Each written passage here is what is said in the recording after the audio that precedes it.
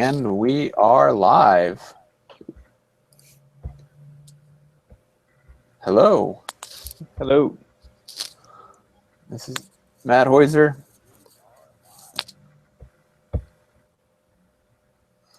Well, I'm just getting things configured and set up, and welcome to the second.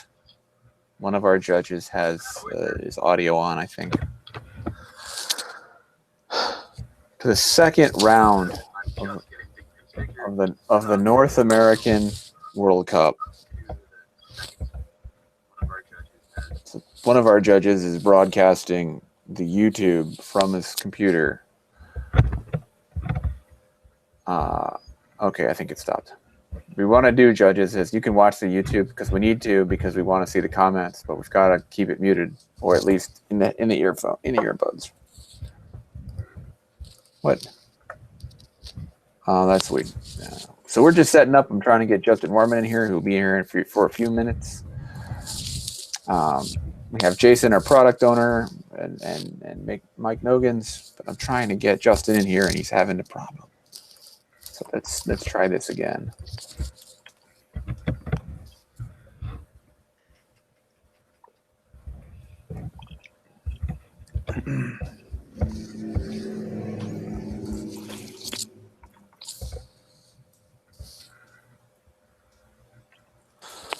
So believe it or not, the way this technology works is we set up a Google Hangout, and then I can send the link to other people, and then I click the broadcast button, and then it magically shows up on YouTube. Now, if you're playing, you probably also played a few weeks ago when we did the initial first round, so hopefully you know all the rules. Yep, and I can see some people are already. We have our first question about Winners United. So while I work in the background, what time is it? We have 7 minutes to go. So we're going to delay on answering those questions until the strike of 7 and 6 Eastern. And even, yeah, I guess we could answer the first question at 7. And then Jason's going to tell you all about his product, all about how it works, how to log in. And then we'll dive into your questions.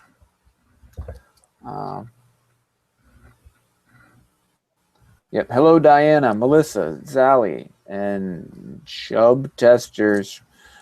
Thank you for commenting. If you're here, go ahead and comment on the stream so we can know you're here. I'm glad that we're doing this the second time. It's a challenging thing. It might, there's so many different things we could do with this, but welcome. What? That's crazy. Let's see here. I'm just trying to bring one other person in. That's really strange. Let me see if I can invite him this way.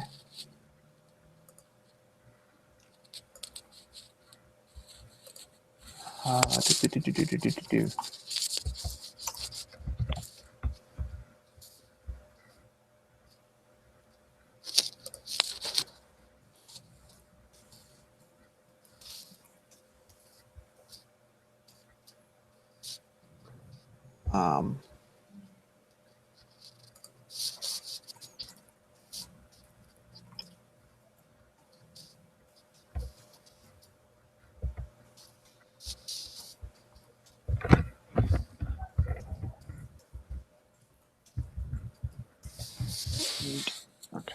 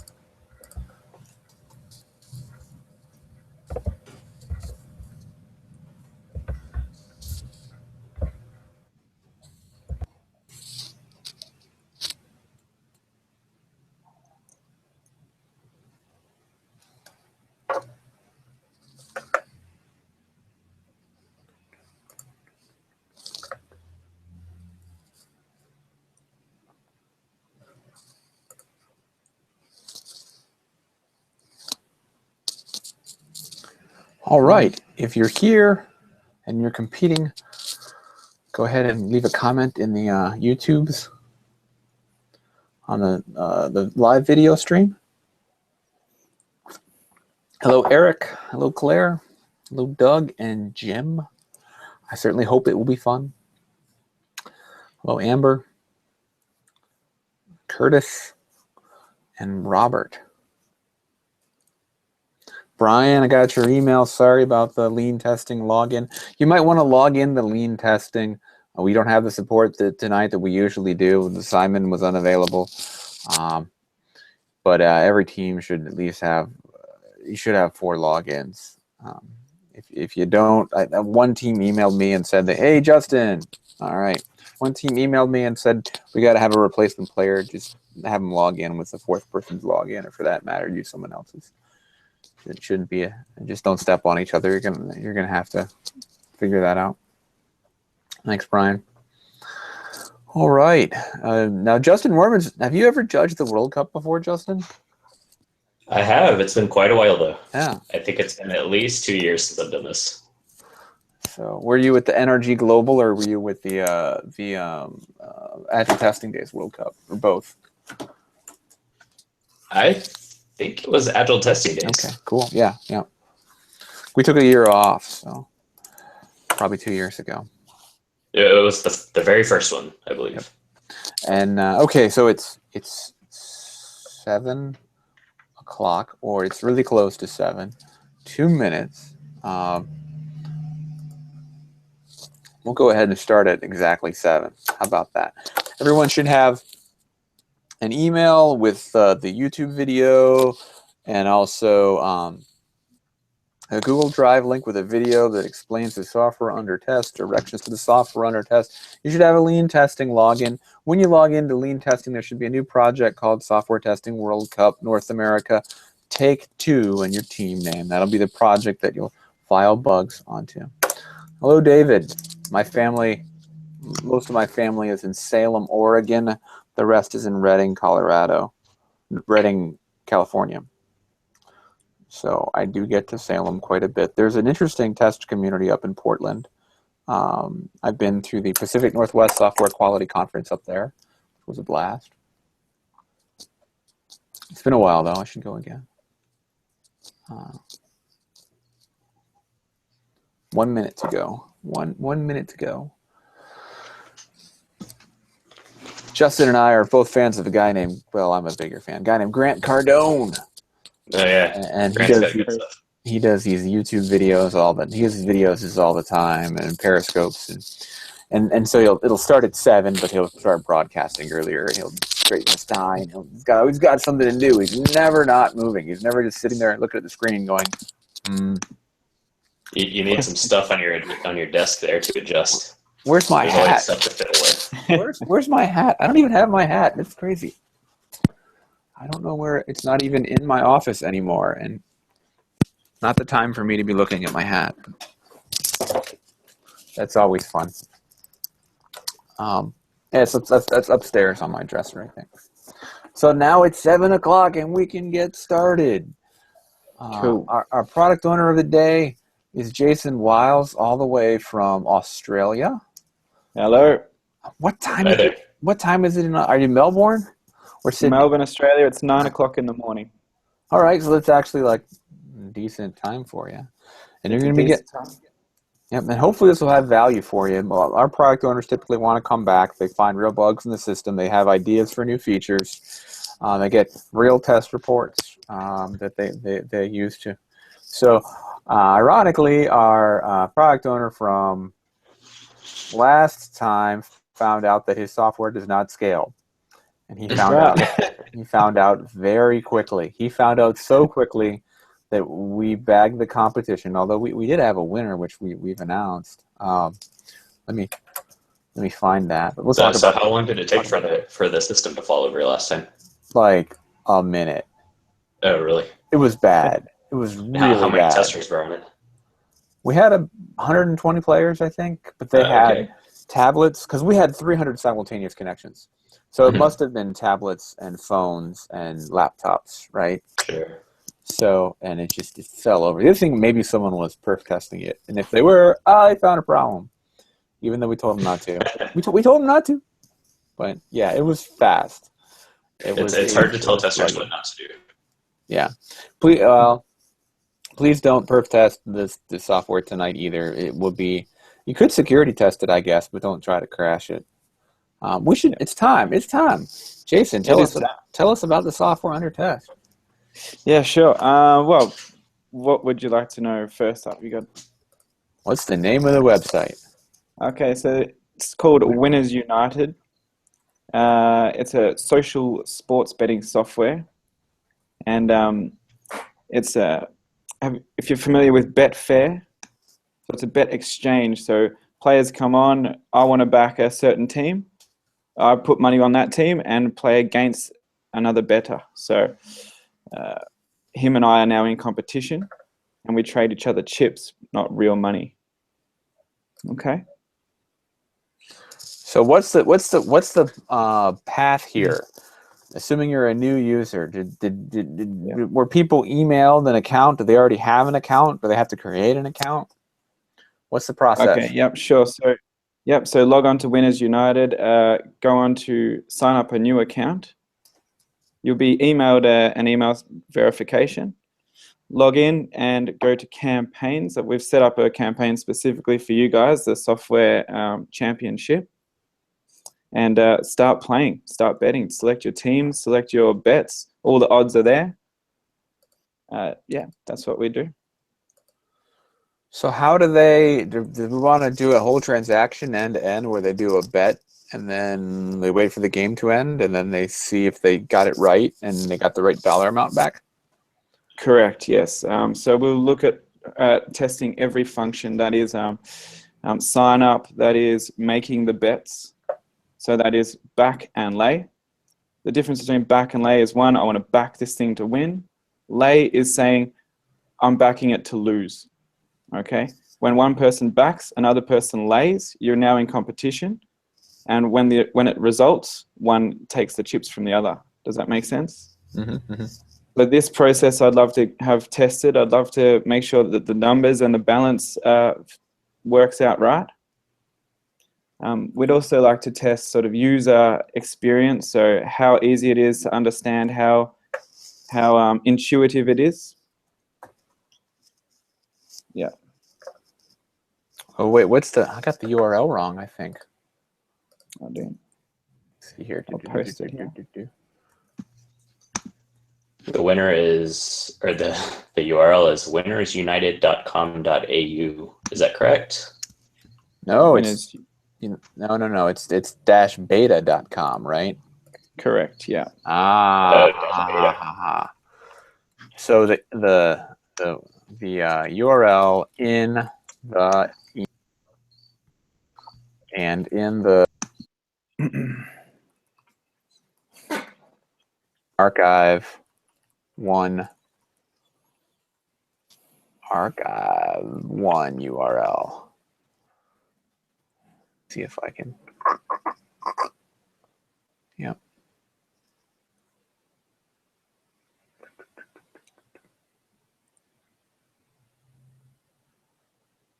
Let me delete my comment there. That was not correct. Can't delete my comment, can I? Come on. Yeah, there it is. Good. Great. Cool. Wonderful. I'm going to go update, if I can. I think I can. I'm going to go update this web page so it has the rules to compete along with the URL right there in the description. And then I'm going to go tweet about the YouTube URL. If anybody not playing just wants to watch the video, of course, you can watch the video for free. And it'll be up after. So while I do that, can you? Yeah. Oh, you don't know how to share the screen, do you? So in your upper left, Jason, there's a screen share link, and you can select your browser. Select a different tab, not this video, or else it'll go all recursive and silly. But Sure. you can share it and show and talk to pretend to be a user and walk us through some use cases there. So I'll share the entire screen, right? Yeah.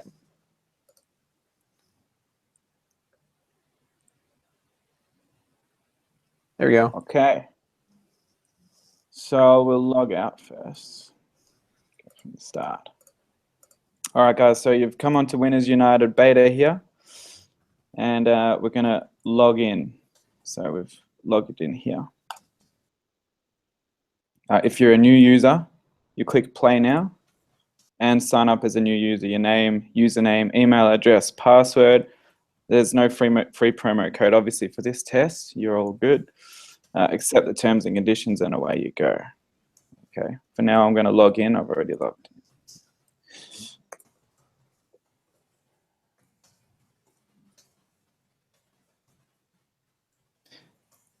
We go to here. Campaigns. This is the games that we're playing. So what happens is players come in to play an event, say AFL round 11 for the weekend. So we've set up a campaign on this for AFL round 11. Everyone puts in $10 or whatever. In this instance, it's free. We're joining for free. And you enter the pool. So this is where we've got members 24 playing currently, and a guaranteed pool of $1,000. This is play money. But in real life, this is what they're competing for. Okay. Go to join campaign, and that's great. We'll have a look at the leaderboard. So I can see you guys have come up with some creative names. That's very cool. It's good to see the leaderboard live. That's awesome. So this is our bet history and how we're going. The rules of the game are you've got $5,000 credit. We need to turn this $5,000 credit over. And what that means is you need to actually bet your entire $5,000 credit before the campaign is over in order to win the prize. Okay, so that means turn over, and then after that, your winnings is calculated up here. Are we following? Yep. Yep. Cool. Yep. All right, so for today, the best thing we've got is upcoming sports. So we've got a 3-hour period for the winners here. So we've got some professional football here. We can back. Oh, I'm going to struggle pronouncing those words, but back this team for $1.57, or I can lay the draw, which means I'm basically saying I believe it will not draw. A lay is when I believe it will not draw. Okay, and I'm going to lay it here. This then goes into our bet slip up here on the right. Click that, and you can see I've got 2 bets. So we're going to our bet slip, and these are the bets available. So this is the backing one. I've backed for $1.57. Remember, we've got $5,000 each. So I'll put my stake in here. I want to put $50 on it. I'm backing it to win. When I'm laying, this is very important to remember. When I'm laying, I'm going to lay it for $10. I'm saying I will offer somebody $10 at $3.75 that the thing will lose. That means if someone backs it, they take $3.75 for each of my $1. Okay. Submit. And there we go. We've submitted the bets, and they're waiting for someone to match. Some quick turnover events will be greyhound racing. We've got Addington right now. It starts in about 20 minutes. We've got Addington races. So these races are good for testing because they result quickly. All right. Same goes here. This is backing something to win or backing something to lose. Go to bet slip. I will back this thing for $10. So what that means is if someone lays this, okay, I win $45. You can see the payout there, $45. Yep. And this thing, I'll lay it for $10. That means my liability is $20. Okay. At $3 stake, at $3 odds. if you've got any questions, feel free to ask. Well, we've got a whole bunch of questions on the stream, on the YouTube already. All right, cool. All right. So let's go with our pages like help and FAQ expected to be populated at this point in product development. They are unfortunately not populated at this stage. But however, I would like a bunch of your questions so we can create some FAQs, which makes sense. Where do you register? Click the Play Now button, the big green Play Now button, and you can register there. You may be sent an email, a verification email. Which horse race is coming up? I looked at that. I don't think there's horse races coming up on our software, but there are greyhound races coming up. So if you click greyhound, yeah, you'll have some there in Addington. I think. If you scroll up, there's some earlier questions we should probably get to. Is Internet Explorer 11 supported? Good question. Would like that tested. It should be. So can they get a list of supported browsers? And does that include mobile devices? Yes, mobile device. So I know all Chrome is supported. Safari is supported. We've had some issues with Safari here and there. Firefox is definitely supported. They're the three main ones we use. We haven't had any trouble with any mobile browsers either. So.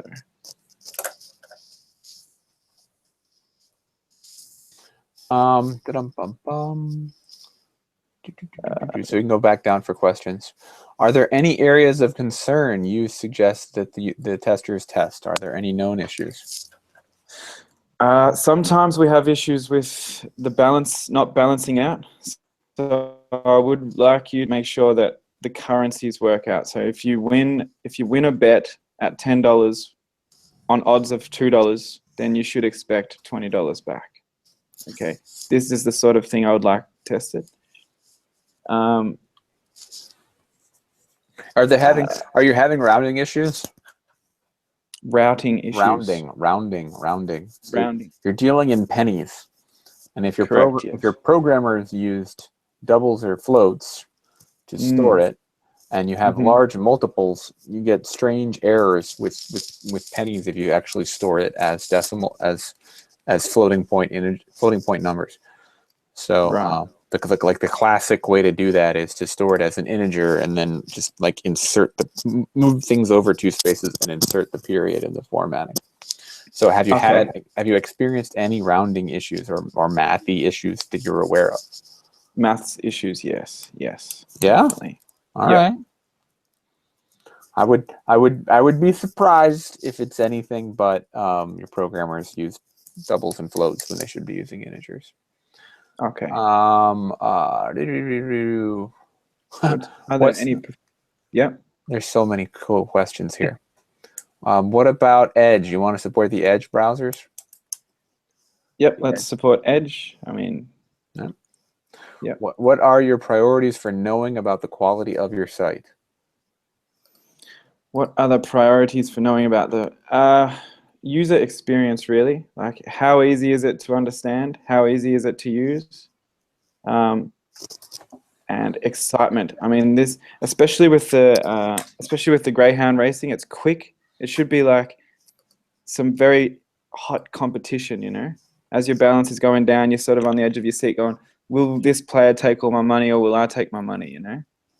So that's what I would like. All right. What browser does the development or testing team that you have now use primarily? We primarily Chrome and Firefox. Okay. Is the winning amount redeemable? No, it's all play money for now. What's the most concerned area of the site? So don't answer that. Don't answer that. I think if you've been listening, you already know the answer. I'll let other people respond to Kate. Yeah, she asked it, of course, earlier before you had addressed it. But I'll let other people Ask online. Answer that. Answer that in the comments. That could be fun. What language was used to program this? Unsure of that exact one. Unfortunately, sorry. That's my developer. I'm sure it's a technology stack, right? I'm sure there's HTML at the top and JavaScript. Yes. But then what? You know what? Can we figure that out? We can probably figure that out, can't we? Let's see if I can figure that out. Winners United, maybe not.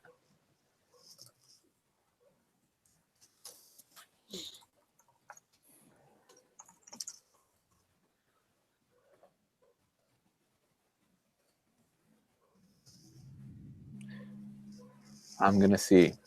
Oh yes.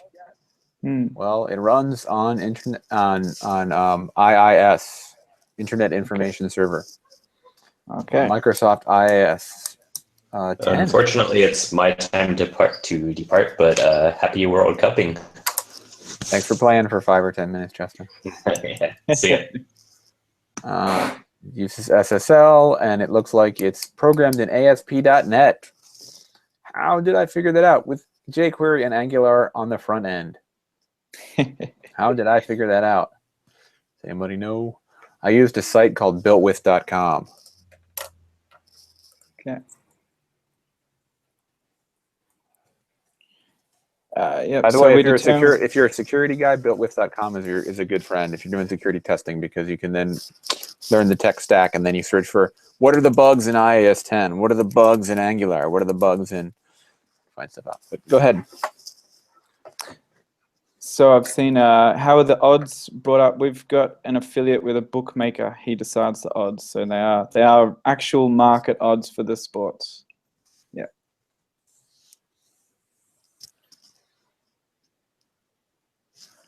Target audience is like sports fans, really, like sports fans rather than punters. This is a alternative to gambling as such. You know, where you go to a bookmaker, it's like throw $100 and it's gone on one event. Throw another $100, it's gone in a second. This is like get your mates together around a sort of poker style buy-in, and you're credited chips for the entire sporting event or sporting round or whatever, however long it is. So you've earned $5,000 worth of chips. So it's a very cheap alternative.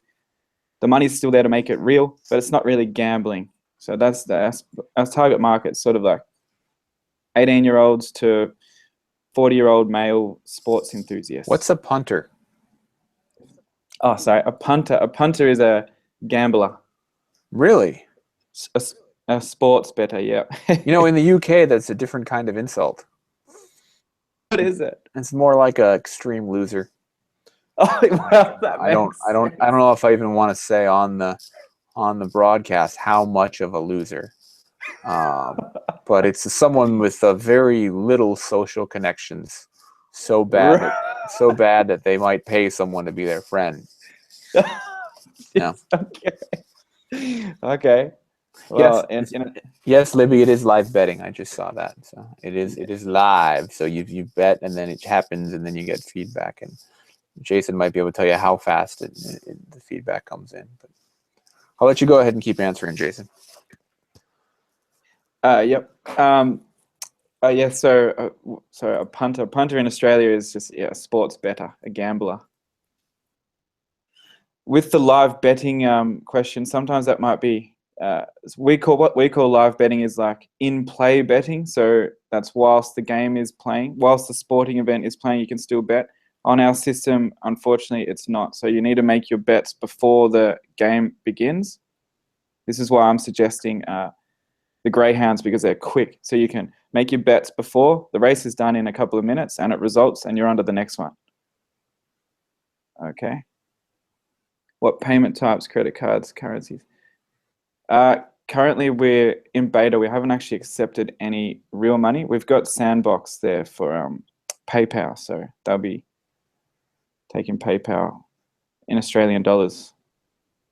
Bonus, count the screenshots on this. Thank you for that. Yep. That's my own bug testing. That's yeah. Did we hit the other questions earlier? The expectations about accessibility, Accessibility. internationalization. Who's the target audience? Yes, so target audience is sports fans. Not Sports. punters. Not punters. Definitely not. Not Punters. exact. Not punters. No punters on our site. Thanks. That would be actual people that want to bet with real money. Is what he means. That's right. The social banter feature, yes, it's on. So if you look at the message up on the right, the message, it's up on the top right-hand corner, and you can create a new group. So this is where, in fact, if you go to the left-hand screen, under it says Winners United, it says your exclusive testing world comp. If you click on that little right arrow there, you can see you've got a profile. Go to view my profile and start inviting your connections. I believe you're in teams of 4. If your connections, they can join them, and then you can chat with them on the through the banter.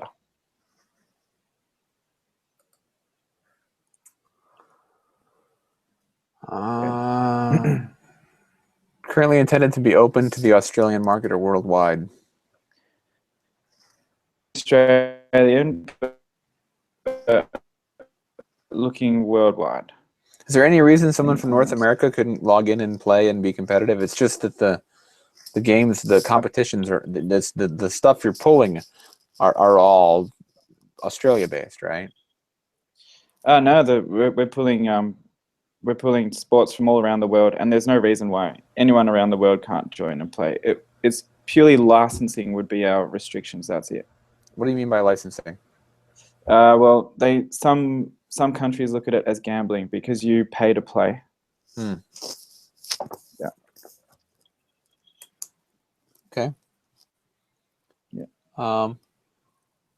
What does the search function do? Currently, the search function does nothing. Awesome. So what does that mean? Does that mean that's a known issue and don't report it? Does that mean... Do report it, and if you've got, with all your reportings actually, if you've got any suggestions, or as you're playing and you're thinking like, well, that button would be cool to do this, or this was annoying me, I think if you had a function like that, that would be awesome to have in there too. So yeah, feature requests, especially the kind of like, I know this would be free, it just hooks these two things together to get this third functionality. Feature exactly, requests, right? That would be awesome. That would be awesome. Usability would be, it takes me 5 clicks to do this, but you could do it in 2. Exactly. Yeah. Exactly. One of the things that we've struggled with or played around with was with the horse racing. Originally, the banter box was straight under the horse racing betting. So what happened was, seconds up to the jump, the banter was really strong, and the bets were flying left, right, and center, and then it would jump, and no one would be able to bet anymore, and everyone was glued to the race. The race would happen, result, and then everyone would be on to the next one. So this created some real hype. That was cool. But then we've had to change the layout of the site, and the banter box has been removed. So that is something very recently that people have said, oh, we'd probably like the banter strong under there. So I'd like your opinions on that too. Okay. And a suggestion as to how it would work, how it would actually fit in, because that's our problem. When we've had to change the layout of our site, we had to sort of move the banter box. How do you check for age limit for betting users? Process of verification on your credit card on this beta site. There are pages that are still drafts. There's no draft pages, I don't believe. Well, like FAQs, right? Oh, well, FAQs, correct, yeah. But that's not even on there, I think. Somebody said it was. Was it on there? Oh, it is on there, yes, right? Yeah. Somebody asked correct. about it, so I'm assuming that means that there's a thing there. Correct. Same as help. Same as help. So again, like if you have something that you want to be helped with, definitely report on that.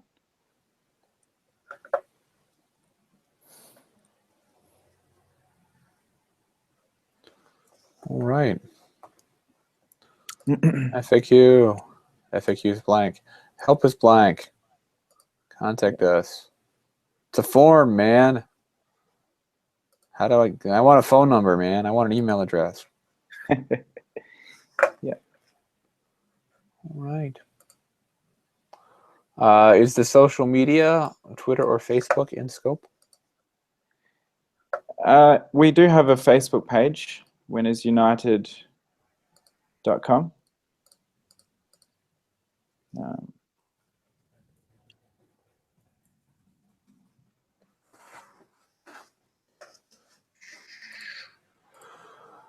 Are there any currently active promo codes we can test during registration? No promo codes. No, that hasn't been linked up yet. Yeah, thank you for that. I'm just currently missing currency converter for international punters. Currency converter. The currency that we trade in is like virtual dollars, so it's the same currency that everyone uses. It's there's no need for currency converter. Nobody can actually. The intention is not to have real gamblers on here, so they never have to ever really pull their money out or put it in, right? Except for the monthly fee or whatever. Correct. Yeah. Correct. So the software has Twitter and Facebook icons on it. They're asking if they need to test that integration to see that those icons work. Where is that? I'm not seeing it. Where are these icons?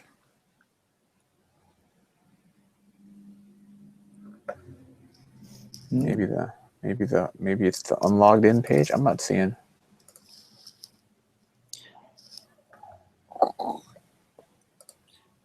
I wasn't aware we'd put them on yet, so I'm not sure.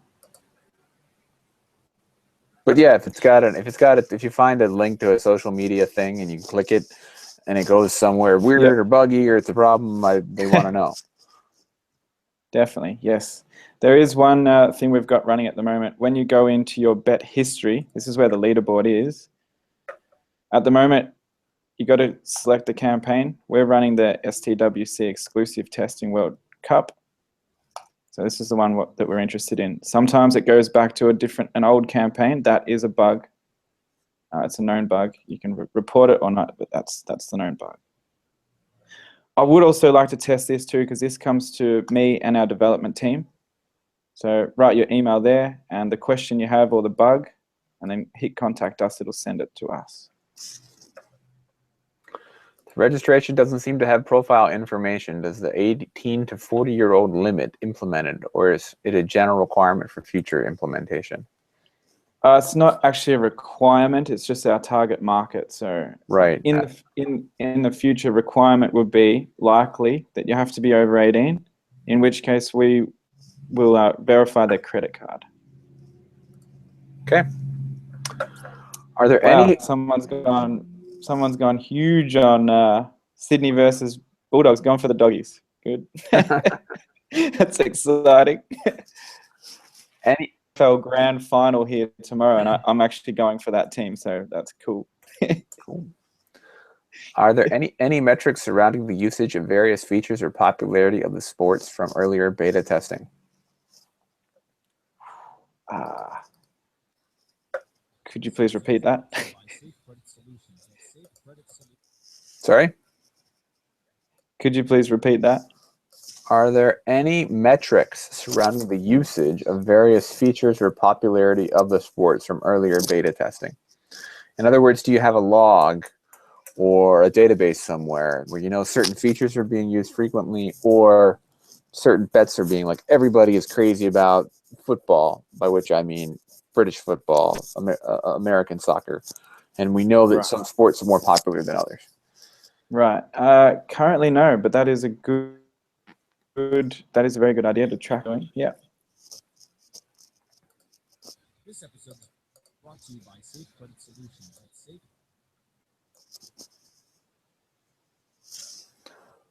I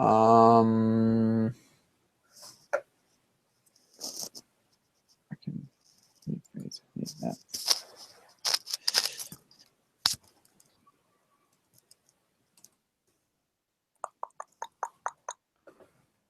So just we've got 3 hours of testing, so just be careful with your money, because when you make the bet, if you put all your money on one bet and it loses, you'll have to log in as a new user. It's fine.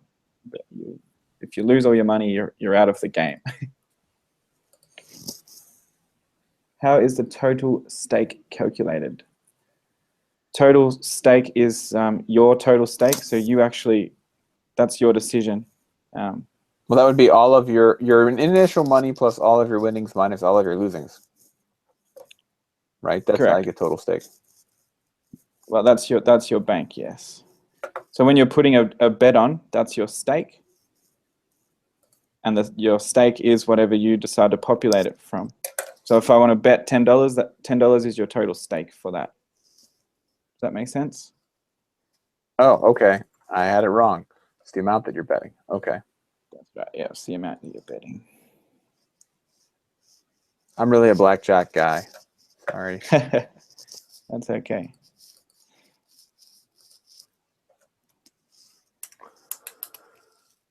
If your money is gone, register a new user, get $5,000, says Mike.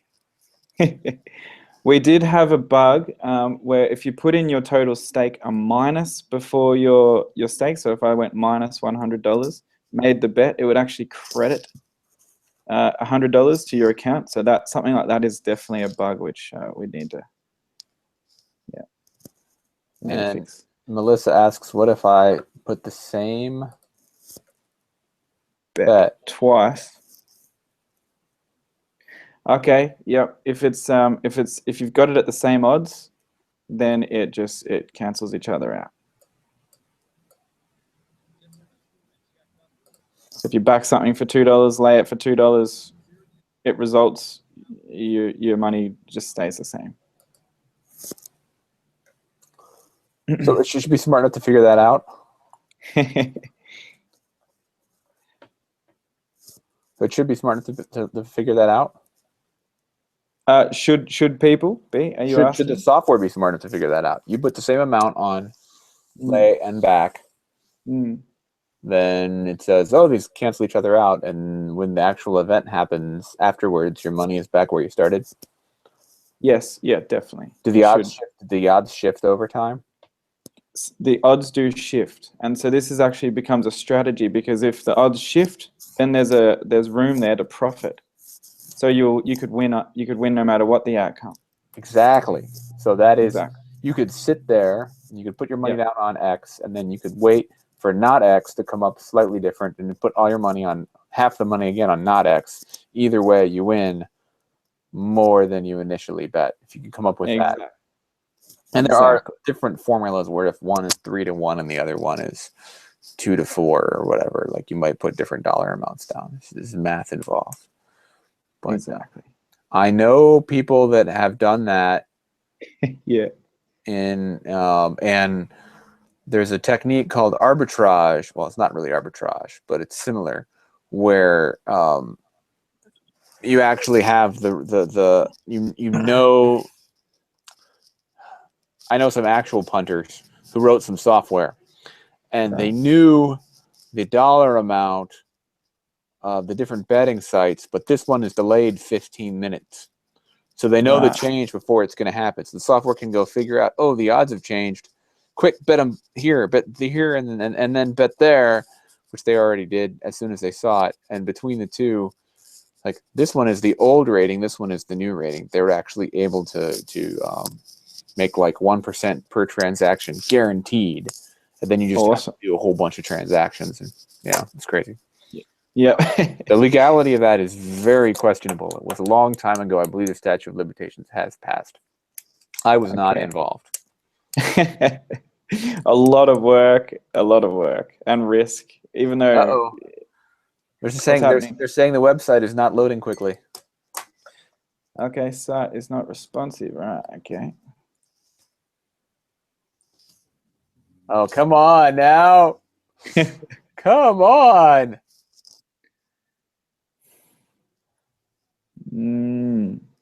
We told you how many people were going to play. Correct, yes. Do you have a back-end person that can check out what's going on the servers? Will be very difficult to get hold of him.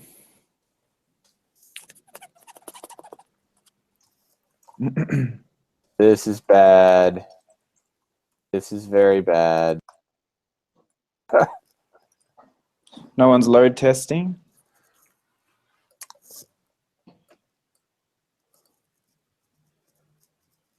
Oh, an error.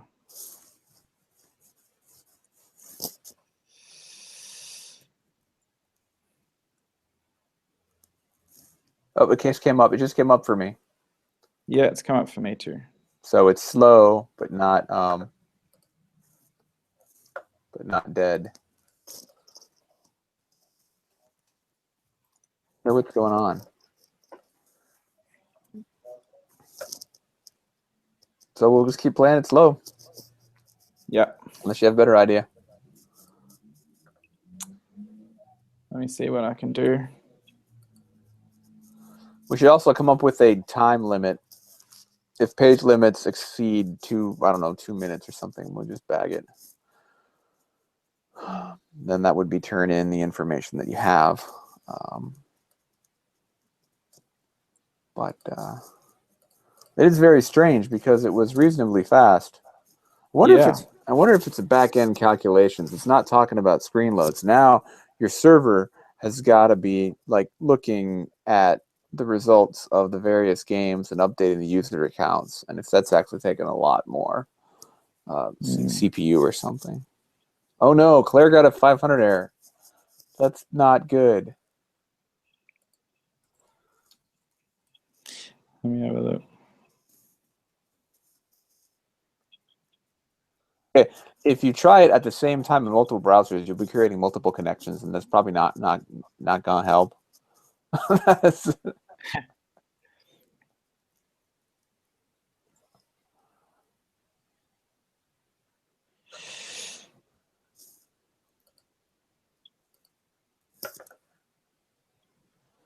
Okay.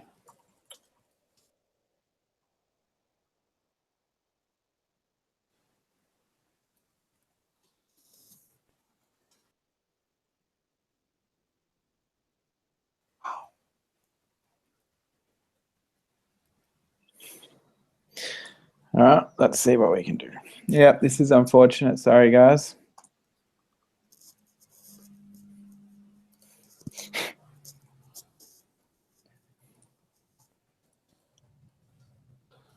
While we wait, let's look at lean testing to see if there are any bugs filed.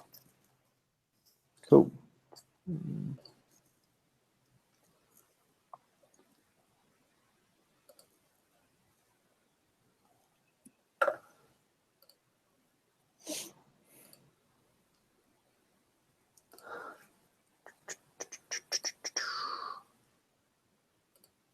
Yep, there's 10 bugs followed by chub testers. Cool. What are they?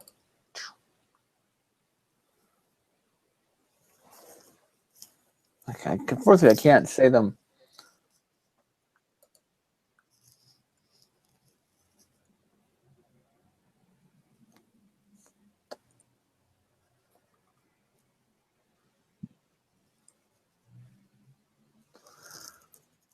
Well, yeah, there's a security bug, but it's one that I found out too.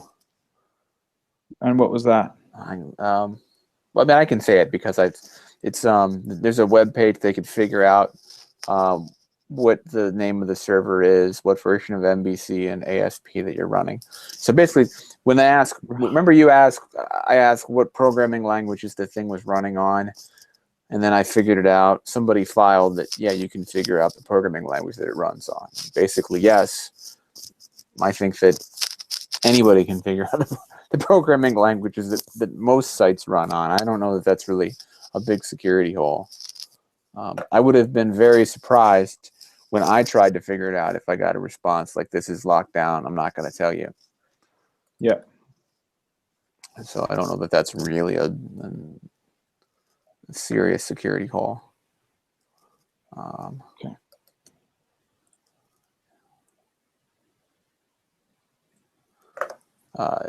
Yeah, okay. But how is the server doing?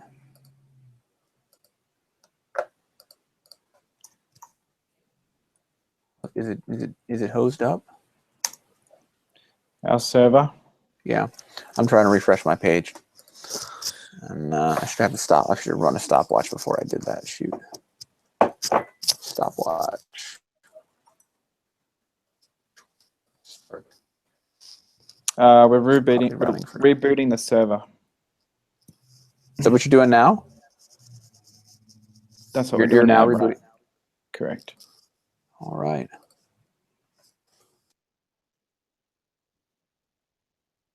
We'll reboot it. If it comes up and that gets crashed again, I think we call it a night. Last time we tried to fix this and fix that and then fix the other thing, and then we'll try it again, and is that working, and is that working? And it just wasn't the best use of our attendees' time. Honestly, a lot of them have families, social lives, other things they could be doing. So if this works, we'll keep playing. Otherwise, we'll call it a night. We've got the test reports from the last run, and we've got the bug reports from this run. So my suggestion, if we call it a night, is that we add the test reports from the last run to the bug reports from this run. You'll still have some bug reports you can use, Jason, and we'll use that to determine the high score, which does mean we'll see if we have to do that first. And I'm just amazed that we had 2 of these failures in a row. It's disappointing.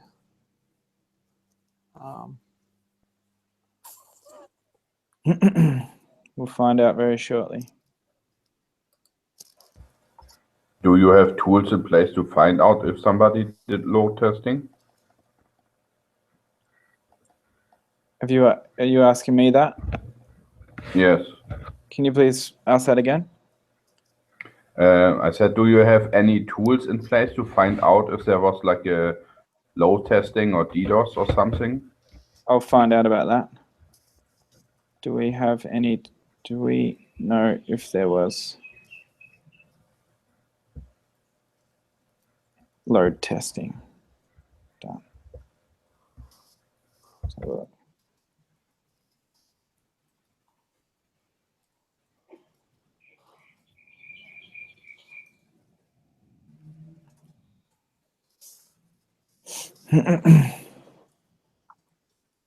I will have that answer for you shortly.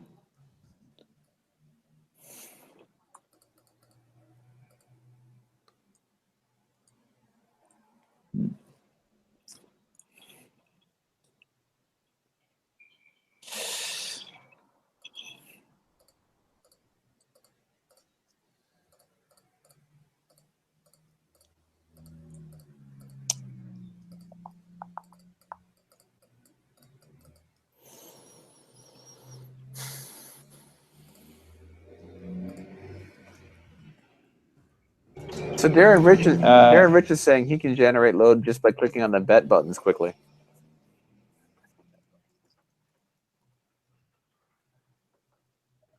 I am.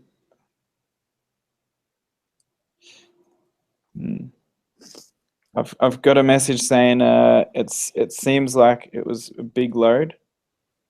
He's going to check in a few more minutes. Well, I mean, I don't know how many users you currently have, but yeah, it's. Oh well, like we were expecting this many. Yeah. We were expecting over 300. So.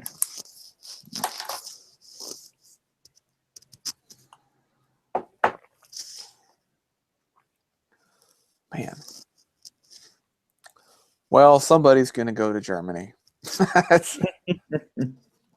And somebody else is going to get some tickets to Agile Testing Days USA in June.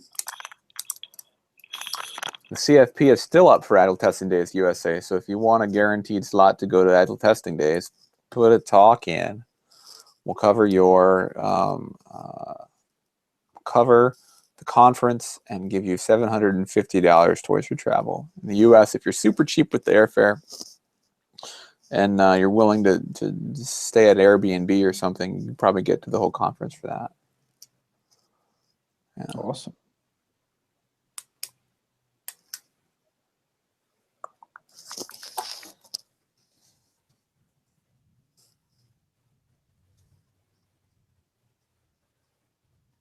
Cool. So we've had a bunch of people use the testing, the report a bug on our site. That's cool. Thank you.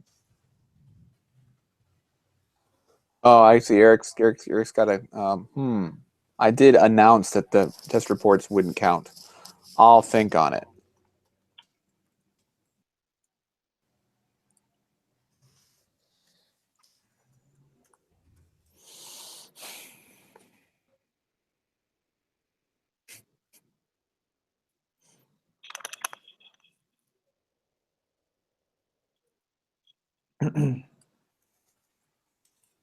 So I did announce rather rashly about the test reports from last time. We'll figure something out. We'll do our best to balance. My hope is the website comes back. How's that website? Come on. How far are we? Come on.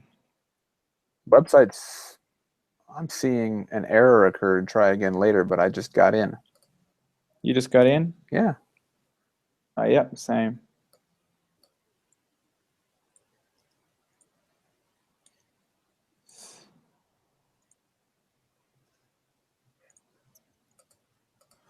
Oh, Melissa Bingham, you need to respond to the call for paper set. Melissa.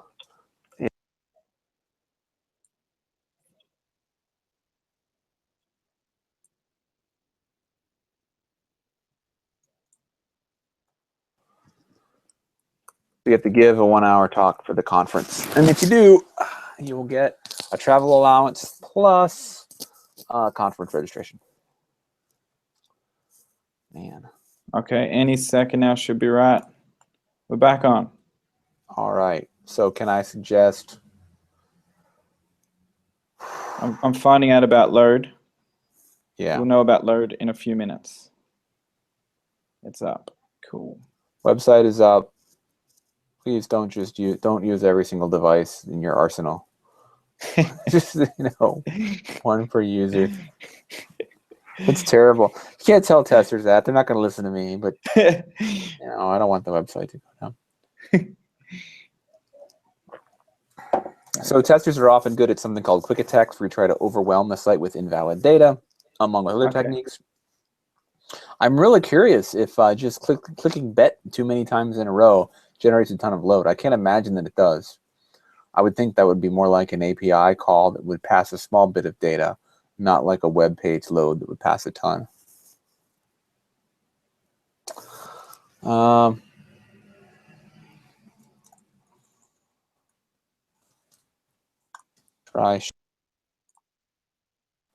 Brian.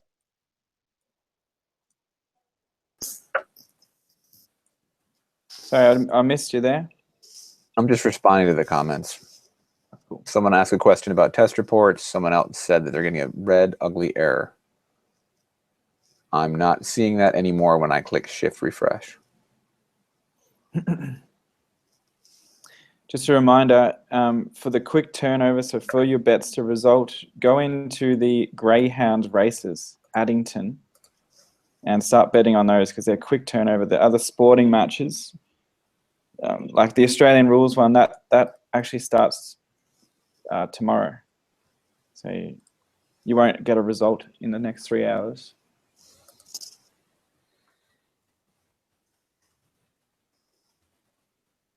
Someone likes their Formula One, that's cool.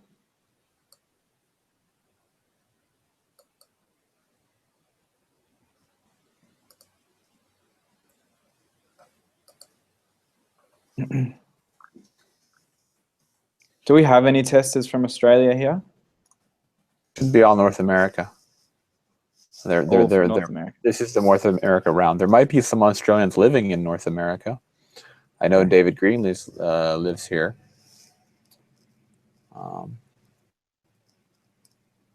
So Claire, stake is the amount of your bet.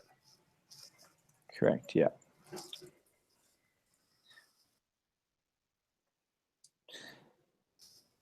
Oh yeah. So when matching bets, that's someone has put that stake on. So that's like if someone's got $50 as a stake waiting to be matched, you can match them up to $50. You can also go above that, but you're only in a match with them on $50. Does that make sense?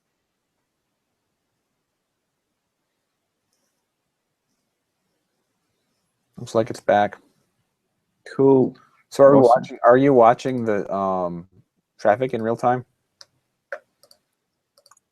Yes.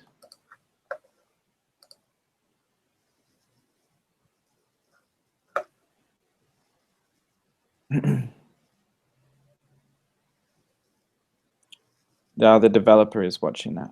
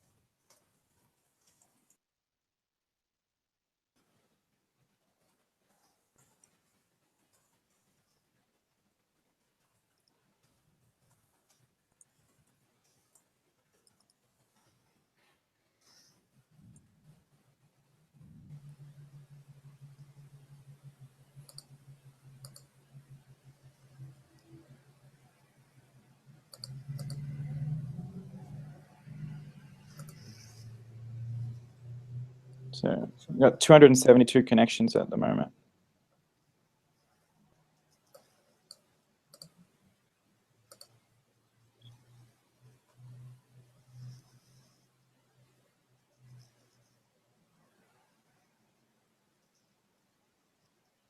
How many? 200 and what? 72. Okay. It's weird. How many are you after? Well, is that 272 distinct users? That would mean every user on the website, every tester has an average of 1.5 connections right now, something like that. At least. Okay. More than that, maybe two connections right now.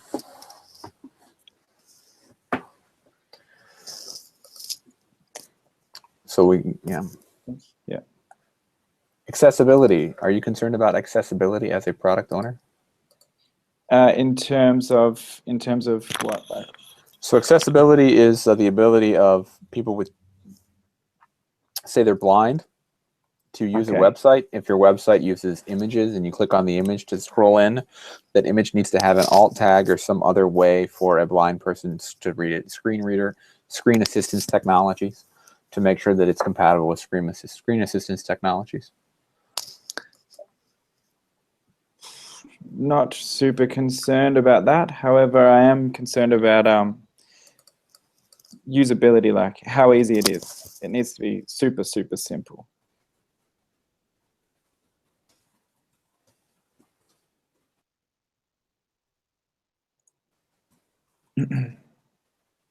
But you're not concerned with any particular regulation about requirements for the blind or other vision impaired, that sort of thing. Yep. That's the first time that's actually the first time I've ever come across it. But yes, sure. Would be happy to have your feedback on that. So if they were to if our users were to give you gap features, bugs that could, if it fixed this, it would improve accessibility, you would be interested in that. Definitely, yes. Right. Thank you. Yeah.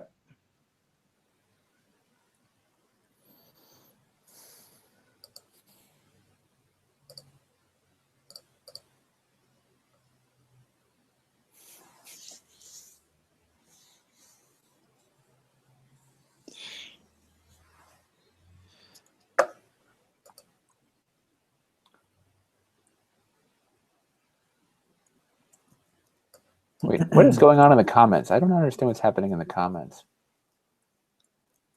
On our website, on our site? No, I think they're commenting about accessibility. Okay. I think Diana was advising you to just say no, don't worry about accessibility. Because that makes the whole conversation much easier. Okay. It's not user-friendly at all.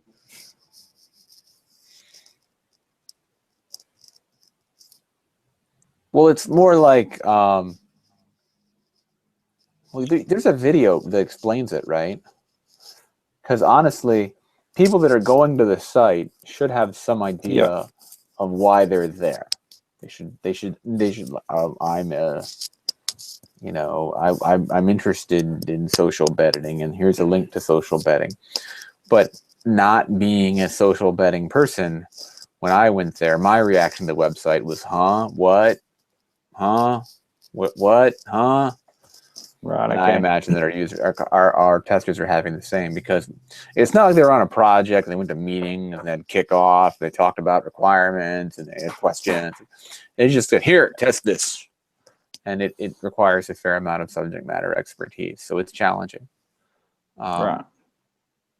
And Claire, and I think the answer is yes.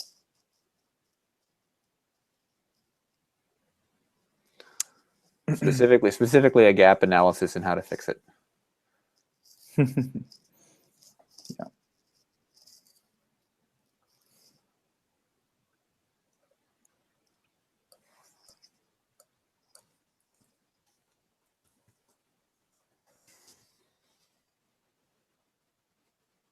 Brian, just pick something close. It's fine.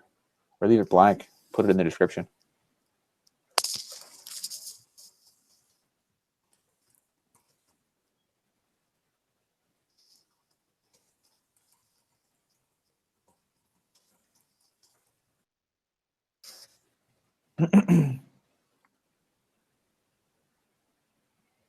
Okay, we've just had 3,600 connections. You there? 3,600? That's apparently what we've just had. Yep. Simultaneously? Looks like it, and we can't handle that. No, that's what? No, I've just had the report sent through. 3,600 simultaneously. So you were at a couple hundred 10 minutes ago. So someone is doing something to load test the site and something like that. Yeah, something's happened. I've just been told there's no way we can handle that right now. It's still up though. It's still up. We'll keep going till it crashes. That's Keep weird. going. Keep going. That's weird though, right? I don't know. Are you sure they're not doing aggregate? They're not doing it. The number's just going to keep going up because it's adding them all up. It's a lot. It's a lot of simultaneous connections. I've just been told I was super surprised that it's handled it.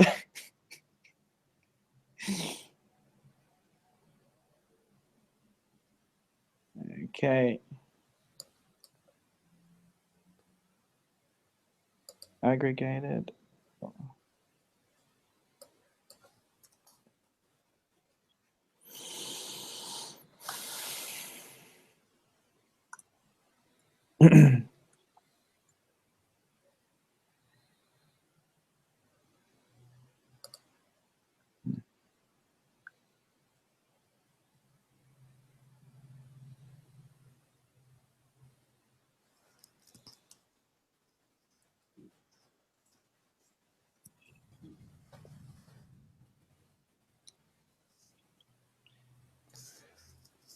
Yeah, current connections, we've got 3,600.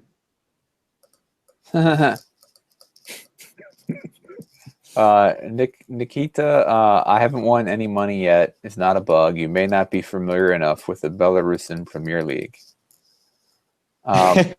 Yes, David, if we find out if someone is actually crashing the site on purpose, they'll be disqualified, and I'll be mad at them. That's very disappointing. I don't know if that's what's happening. My hope is there's some sort of, it's possible that there are there can be processing errors or things like that. It seems very strange that we get to that high a number. I mean, I'm trying to think if everybody has every browser open with 2 tabs and they're on their phones, it shouldn't get that high.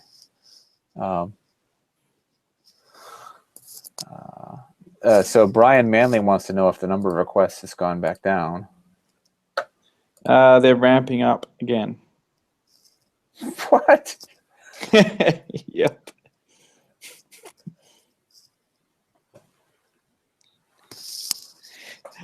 They're actually increasing, but we're still good. Okay, yeah, the website's still up, so that's good. Cool. Diana is asking if there are any notification features set up to let users know when to know when bets are about to close.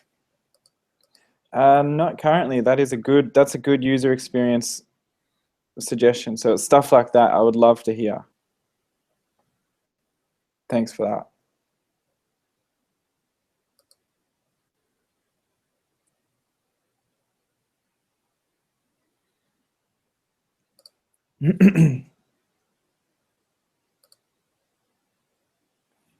This is awesome.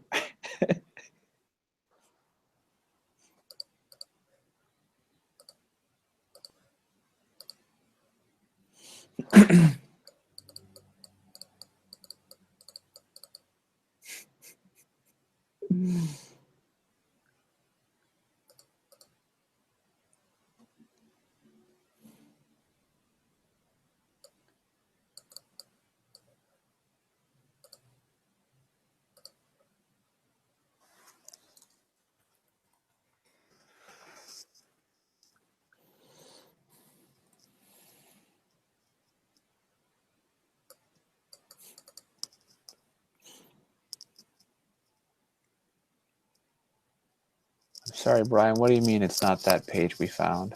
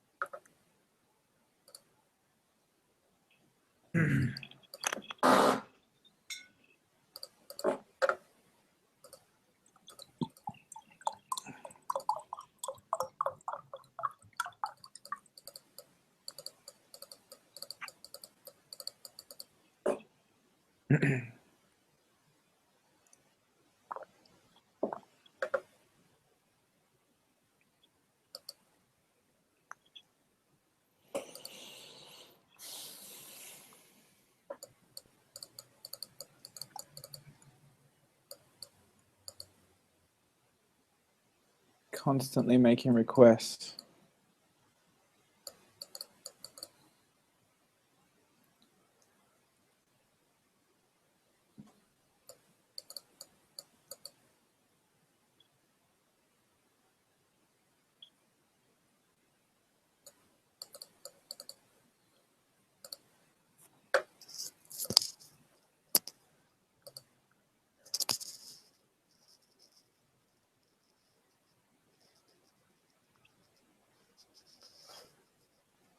That's really fascinating.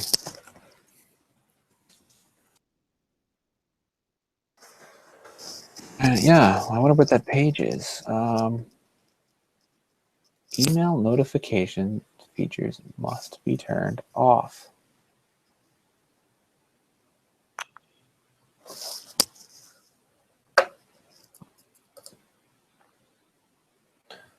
Well, it does constantly update, right? Correct. It constantly updates. Because we need new odds, new sports data. Yep. But that you would think that would just be one connection. Let me look at Yes. the developer tab. Developer tab, network tab. Let's see what's happening here.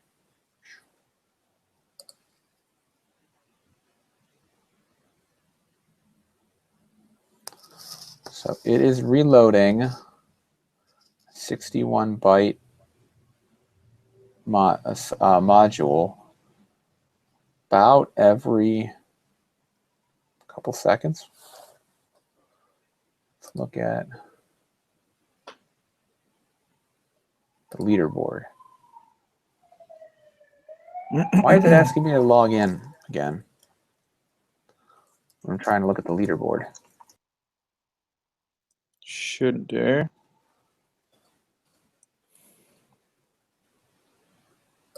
What?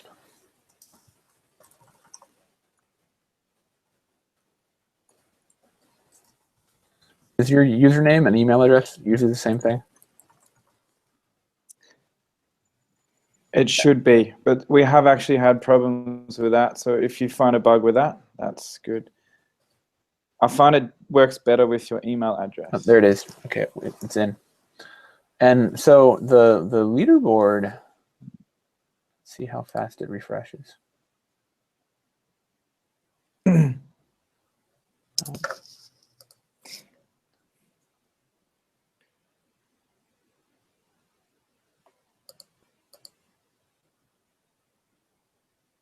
Get pending bets for markets is continually refreshing every couple of seconds while I'm on the leaderboard. Okay. Pending bets. It should. I mean, It should, yeah. your system is designed to continually refresh. Correct, yeah.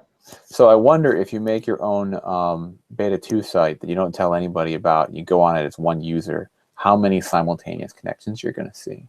I bet it's not going to be one. Okay. I could be wrong. All right. That's a good note. Where, yeah. Okay. Yeah, there's a bunch of JS errors too. I just checked.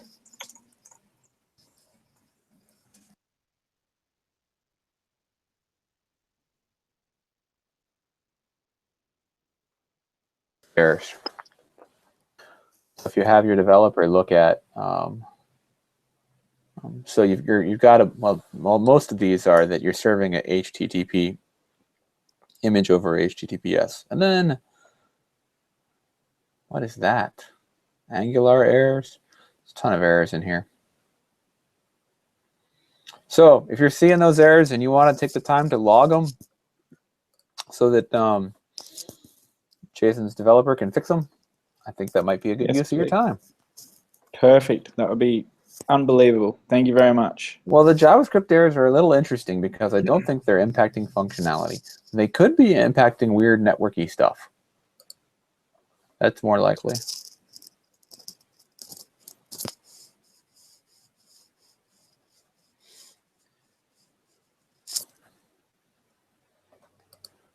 So I've been told we've got 190 users and 3,600 connections. Yeah, so I think that's the architecture. I could be wrong. I could be wrong. I could be wrong.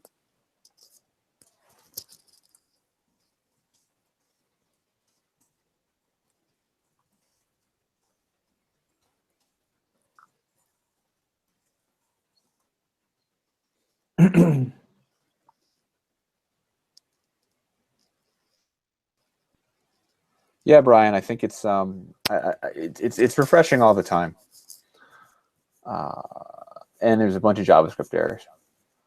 So between the two, I think it's going to have scaling problems.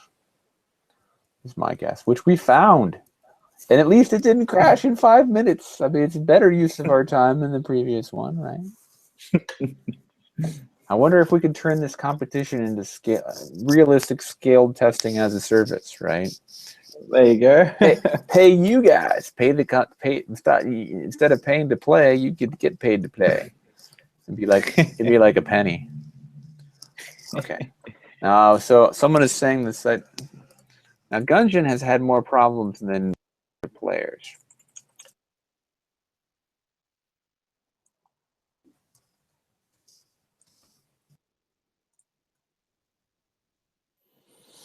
Oh, it's all slow now. What's going on? Yep, it's going slow. We'll find out. Let's open that network tab and see how fast it is.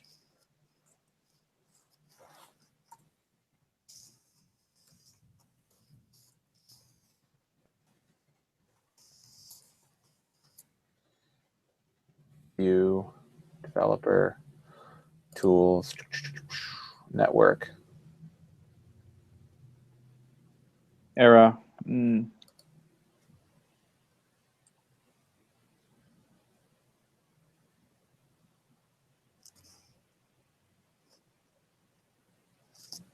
Huh.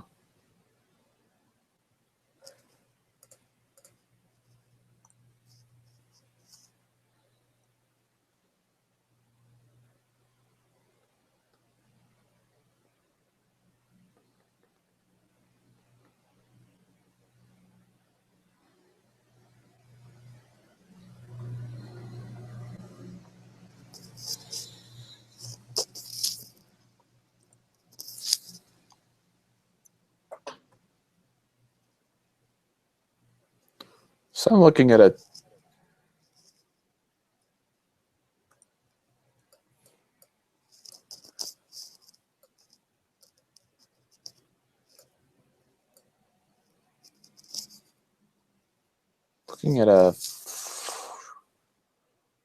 what? That's not right. Yeah, 40 seconds page load right now for me. And I had a query canceled. A bunch of queries are canceling. That's not good. Let's do a shift refresh.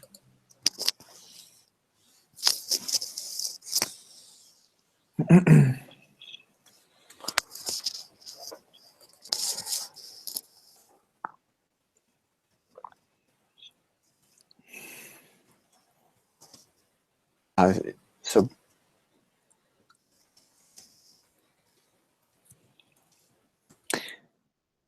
Yeah, Diana. Target market is 18 to 40-year-old sports fans, generally males.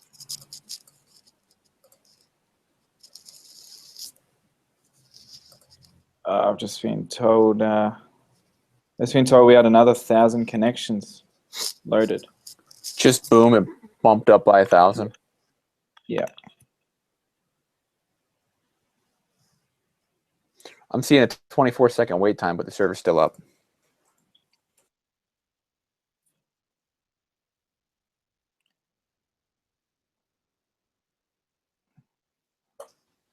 Australia is our target market. It's currently only restricted by licenses, so I would like this to go worldwide. Ask your technical staff what Signaler is. What is Signal? SIGNALR. Apparently, people are getting a message that Signaler is down. I'm not seeing it. But clearly what I see might not be what other people see.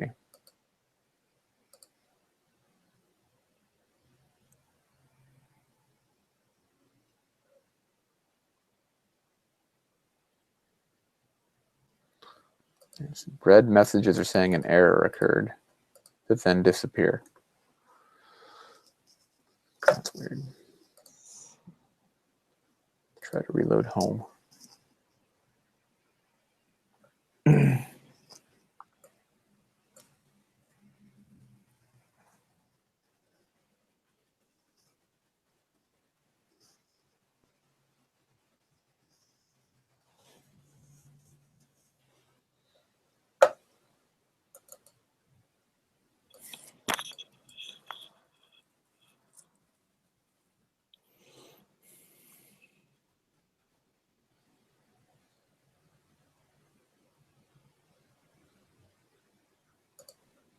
Oh, now I'm All right. So the signaler is how many chats can be handled at once. So it's gone over. Yeah. Chat But is the connection. server even up anymore? Is the server up?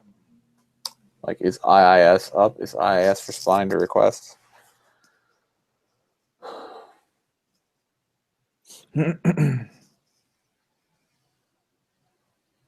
Yeah, you don't want to have that YouTube video on your screen because it gets recursive and it shows the YouTube video inside the YouTube video inside the YouTube video. Yeah.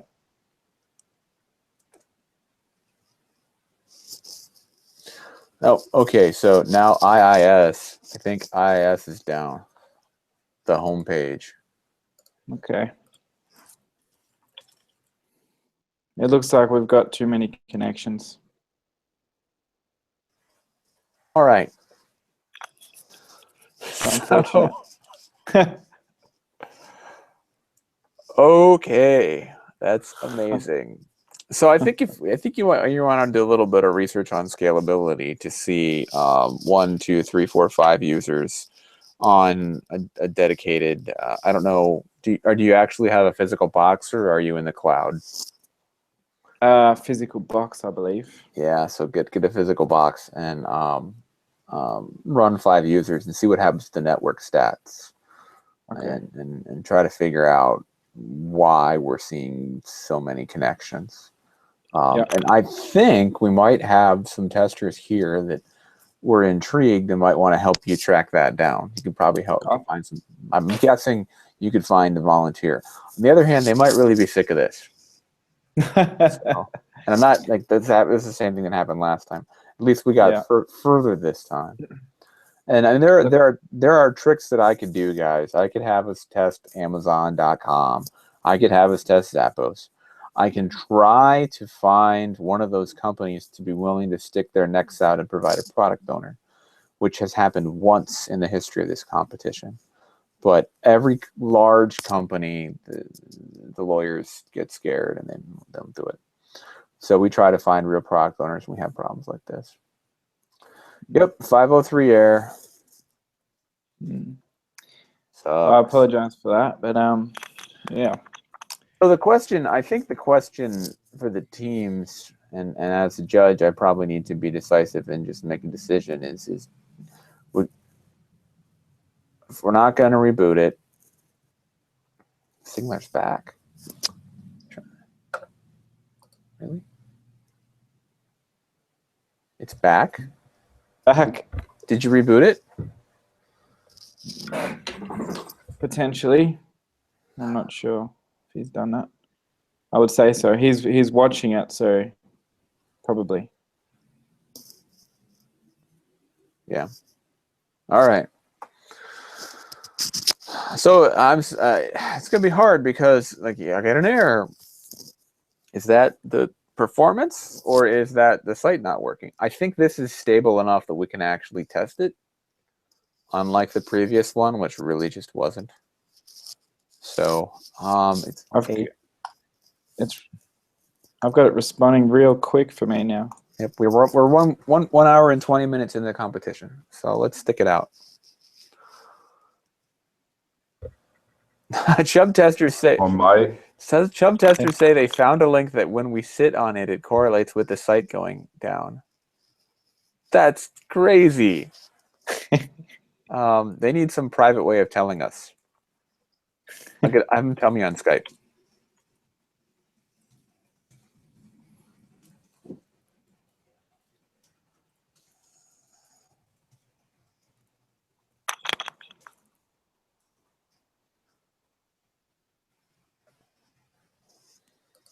That's crazy. Well, we appreciate your patience. Jason, I'm going to have a note for you in the Google Hangout. Perfect. Thank you. Oops.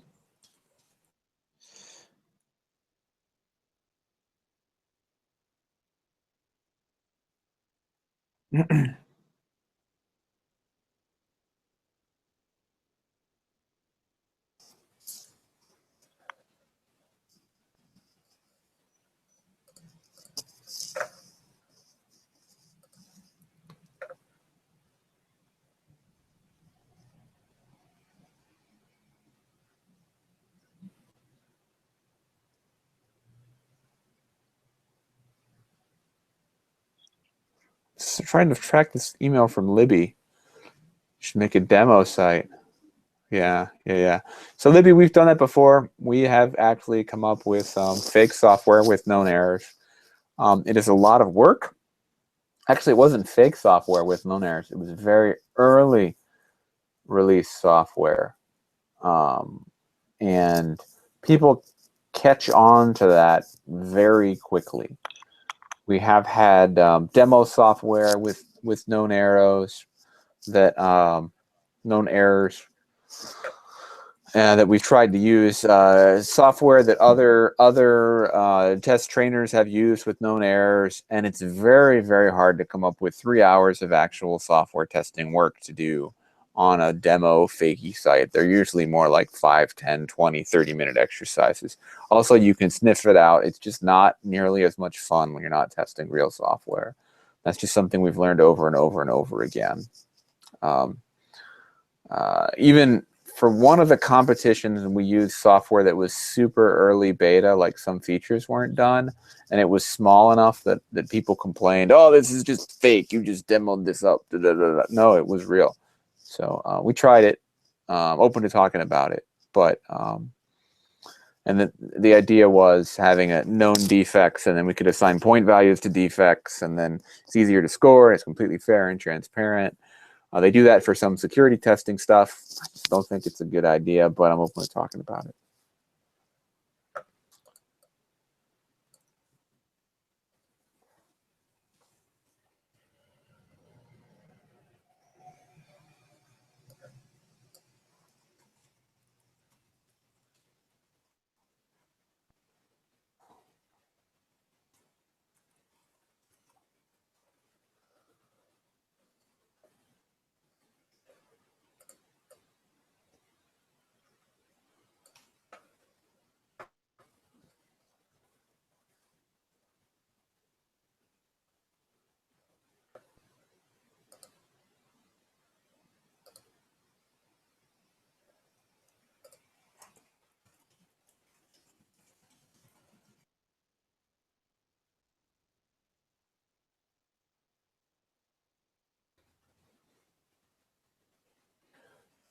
So is Jason still here?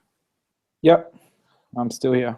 I think one of the teams, which will get a bonus, Yeah.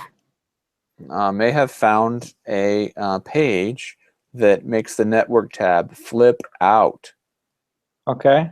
Oh, they just and to do it, they just invented a funky URL. Okay. I'm going to pass it to you. Yep. In the This is in Hangout. Google Hangouts. Right. Yeah. And I went there with the network tab open, and it went, we're going to load a lot of data. Okay. And yeah, and so please don't do URL guessing for security. Don't play with the URLs in case this is actually the problem. Okay. Yeah.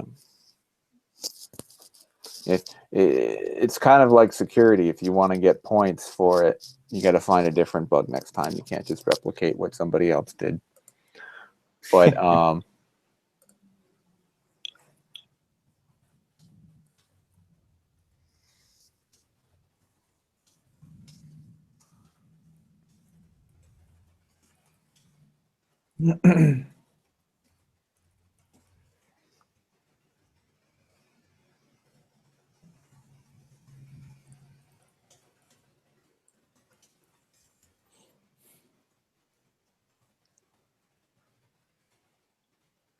right, we're halfway through. And the software is holding up better than last time, which is not saying much. Come on, we're alive. We're going. Yeah? Only crashed Oh, yeah. the server twice. That's right. But I think that URL I sent you Yeah. is which hopefully that's not just anybody tries any random error, URL guessing. But it was flipping out, man. My network tab was constantly loading. No idea what Right. that's about. Okay. I'll send that to him.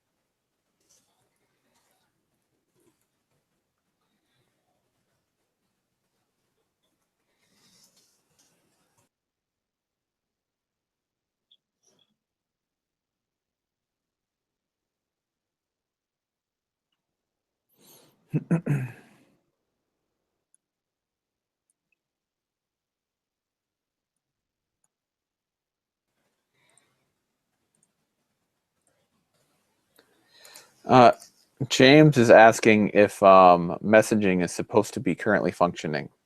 Yes, please. Is that going to Would break? be- It's going to break if Signaler is down.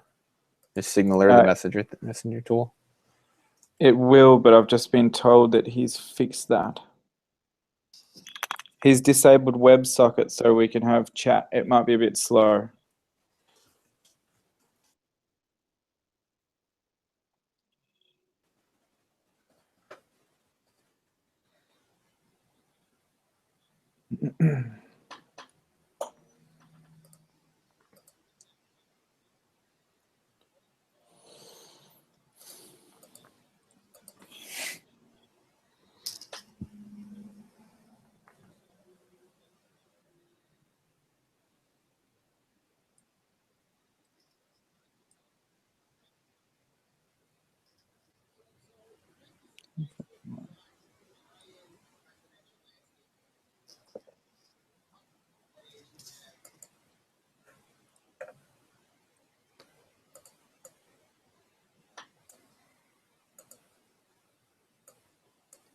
Is there a way to change your account or display name in the profile? No.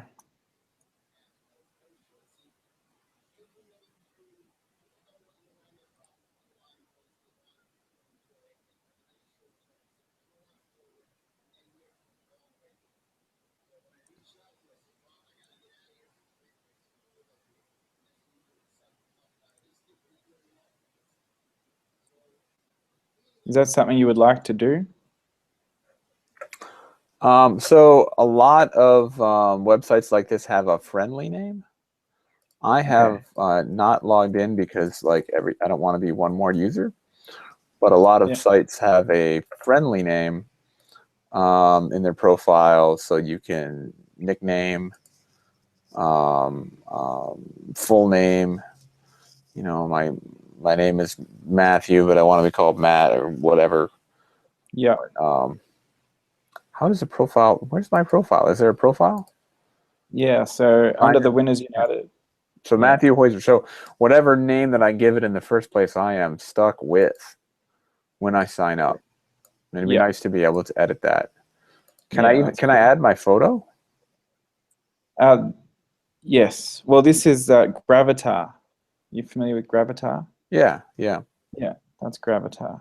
I have a Gravatar image. Link to the email you've signed up with? I think so.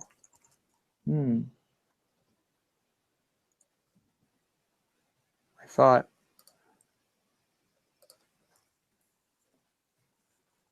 Maybe not. It might be my old social text login.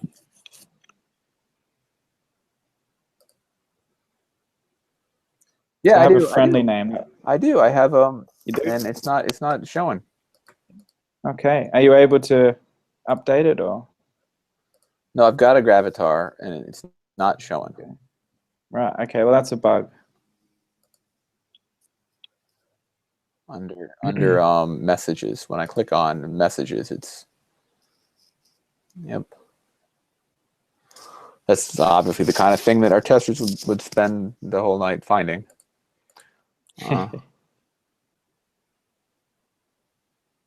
Our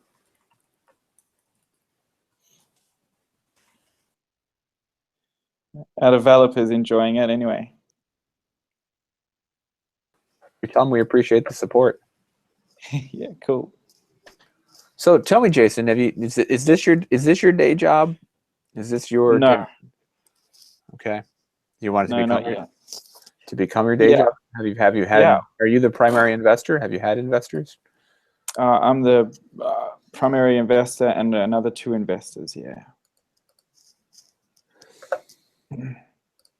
It started a long time ago, about 4 years ago, and when I started to create a multi-level marketing tipping site. So we launched that. It was unsuccessful for a bunch of different reasons.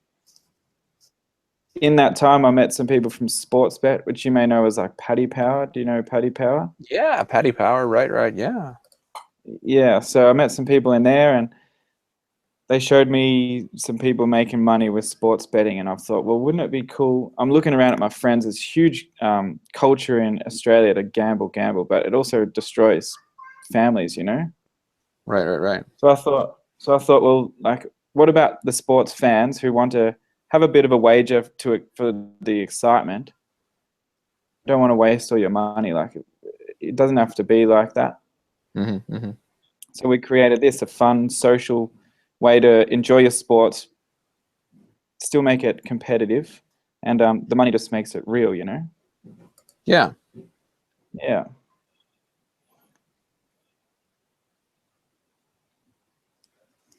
Yeah.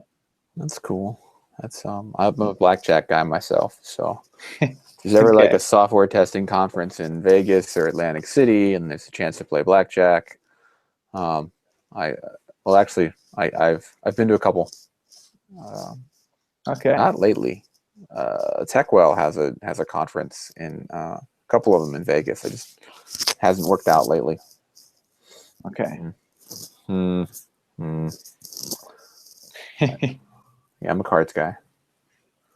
So, when is the site intended to go to production? My challenge at the moment, obviously, is testing, and licensing is our big one. So I kind of thought that I would get around licensing because it's not gambling. It's like a pay-to-play game. However, I've come up with this challenge, and it's not just like purchase a license. It's more like, who do you know? You know, how much money do you have in the bank? How secure are you? Like, there's a lot of hoops. Yeah. I would love to say 12 months.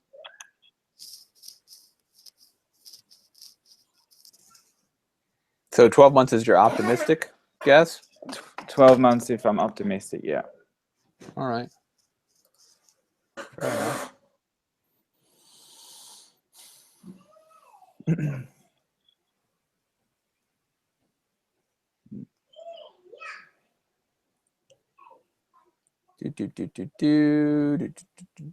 Trying to read the comments. Can't scroll right.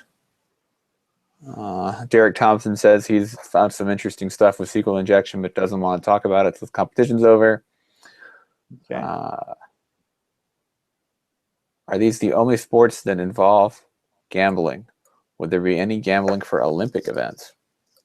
Yeah. So yeah, we'd love to put in Olympic events for sure. Pretty much we can put in any sports that you can gamble with any bookmakers. It comes from the same feeds. Yeah. Diana Charles says there's no current event scheduled to end soon. Can you set something up so we can test payouts? There should be Greyhound Racing. 10:41 a.m. I mean, Greyhound Racing, you got Addington race 5. That's going to start in 7 minutes, and it will result in 8 minutes.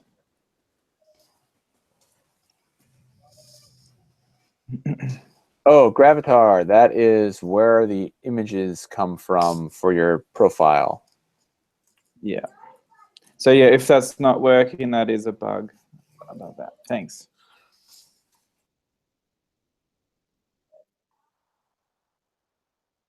And you click on the envelope icon, you should see messages and a picture of you, and instead you just see the generic user icon.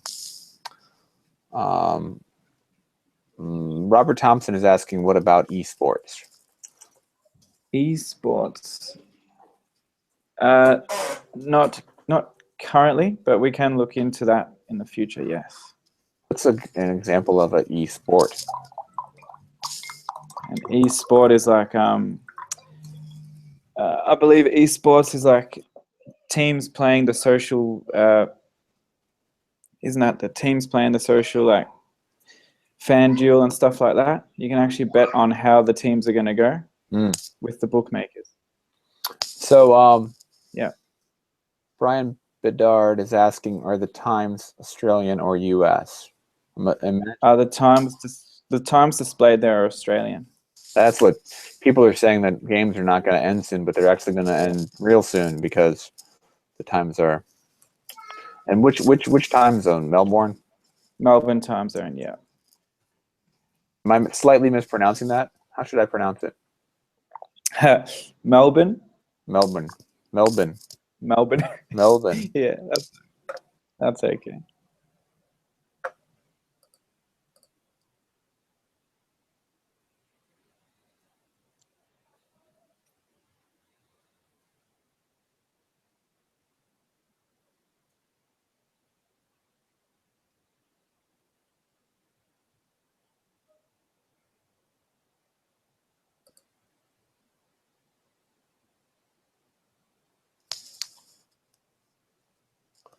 So a 10:45 event ends in 7 minutes. Yes. So translating the times into time zone, you select the time zone from a drop down, and then it flips all the times around would be helpful. That is a great idea. That is very good. Thank you. It's perfect for us.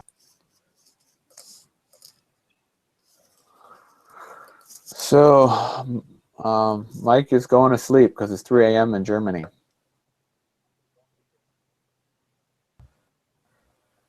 Sadly, yes. For tonight, I have to leave you. Good night. Good night, all. Thanks for playing. Night.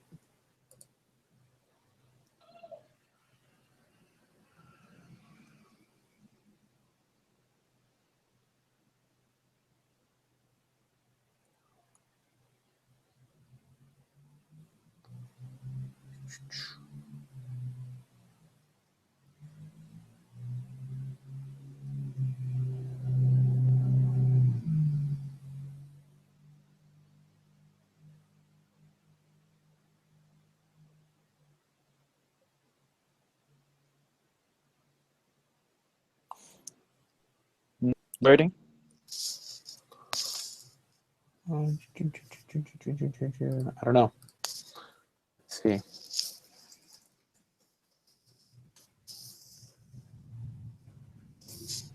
It seems to be loading for me. Yep. Seems to be reasonably fast.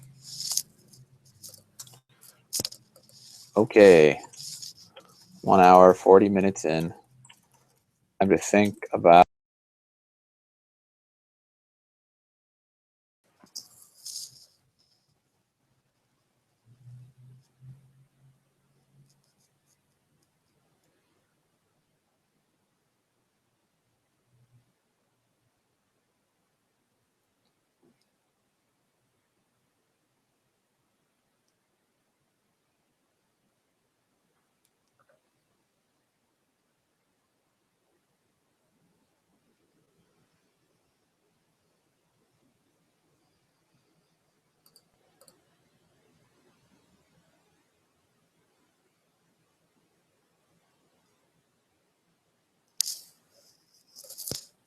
What? Where did everyone go? All right, we lost Mike, but we shouldn't have lost Jason. What? No.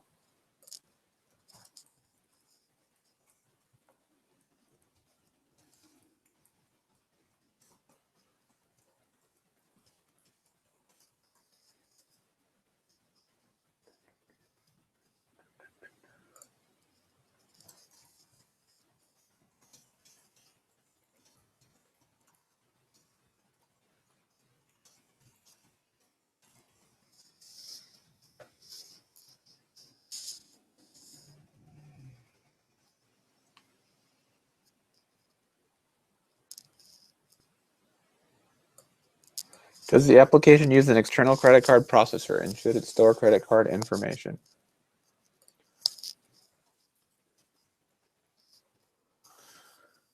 Right. Jason's coming back. He was kicked off for some reason. We'll get him back.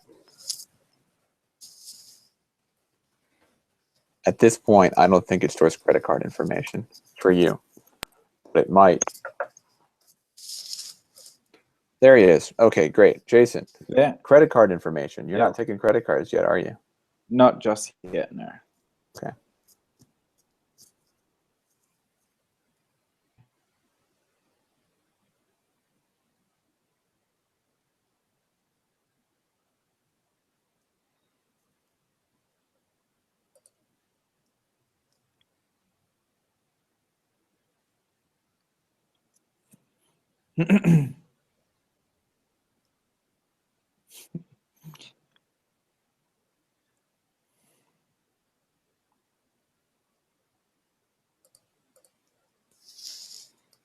See if there's more questions.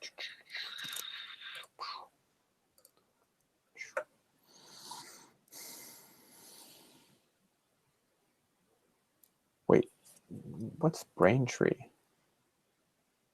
Braintree, that's a payment gateway. Do you use it? We don't use it actually. Is someone asking about it? Or do That's they- right. Check out the comments.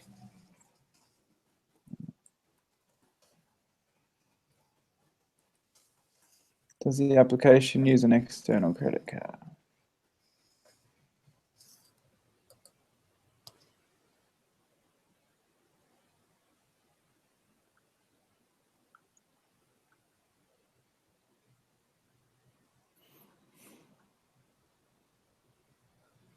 Where is the comment on Braintree?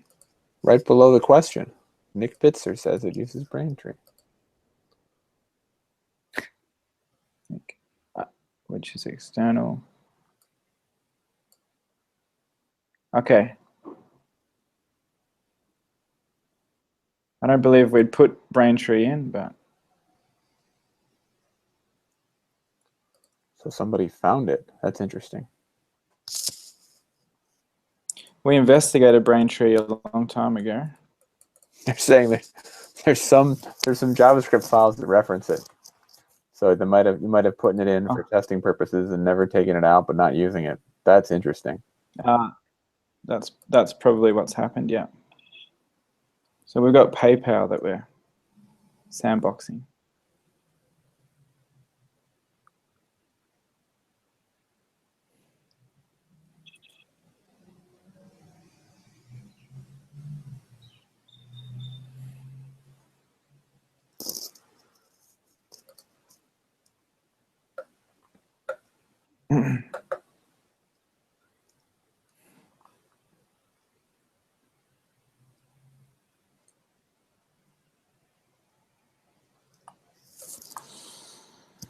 On the My Account page.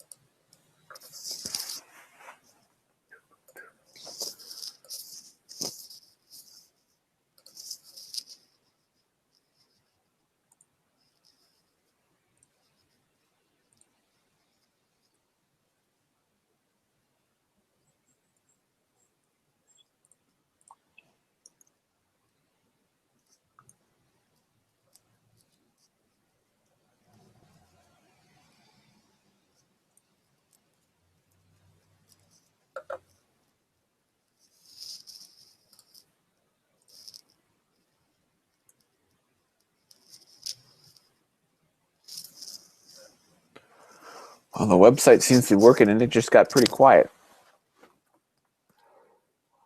Got quiet. Waiting for race 5 to result here. Yes.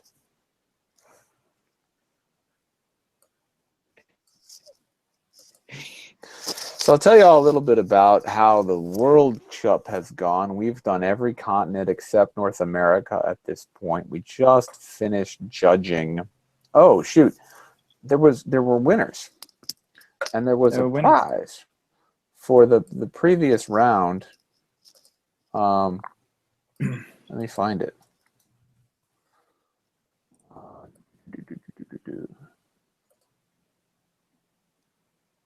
Yep.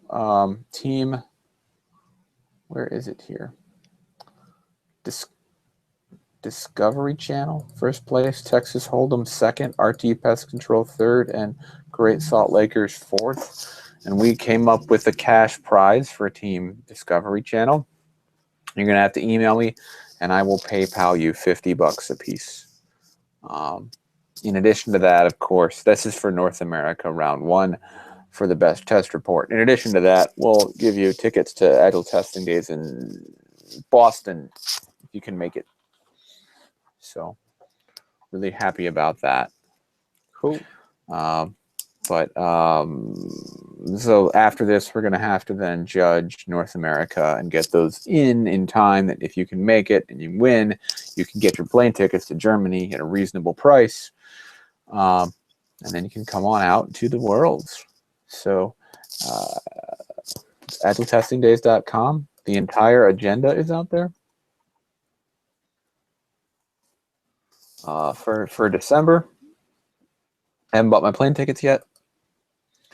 We're going to have a world competition. I've got a tutorial day on the last day, and there's a bunch of talks.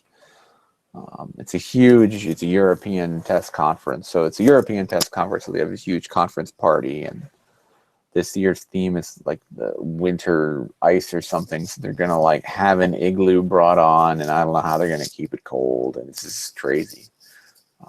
It's going to be a lot of fun. You should go, Jason. Get some, I'll send you some information on it if you want to. It's awesome.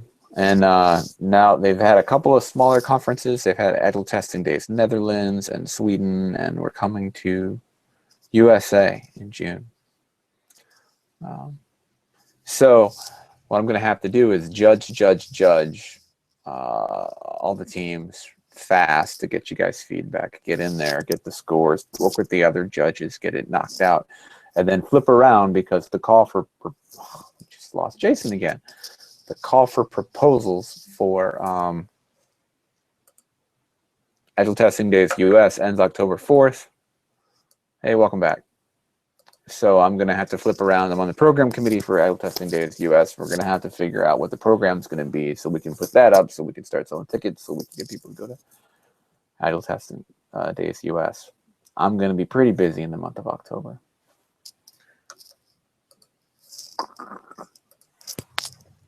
You there? Yep, I see you. You're back.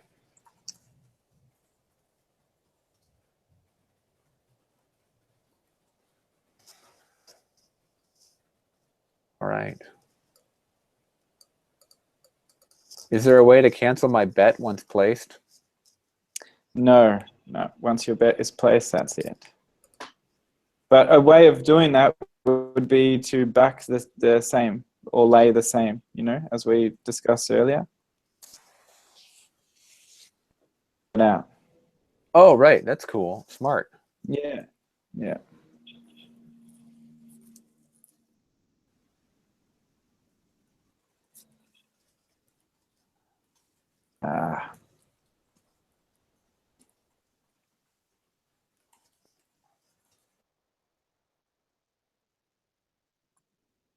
Can you still hear me? Yes, I can hear you. Sorry, Google Hangouts mutes while I type, so I must have said yes. You couldn't hear me say yes because you couldn't hear me say yes because I was muted while I typed, because that's what Google Hangouts does for me as a favor. It's okay. It's cool. Yeah. Yep. All right. Now we should have results for race 5, which are that for me. Is anyone resulted? Should you said race 5?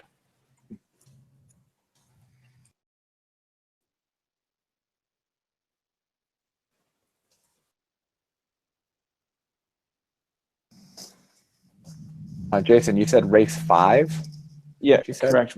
Race 5 at Addington. Oh, here we go. I think we've resulted.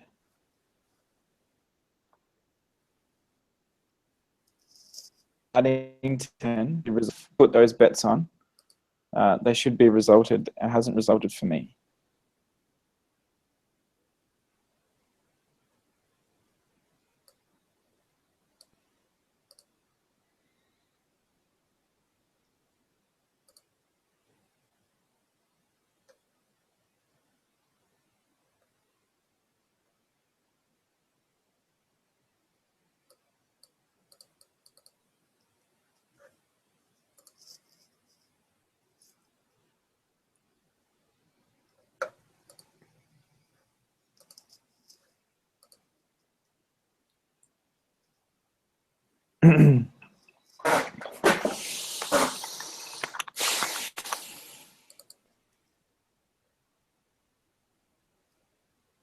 Test is in the lead.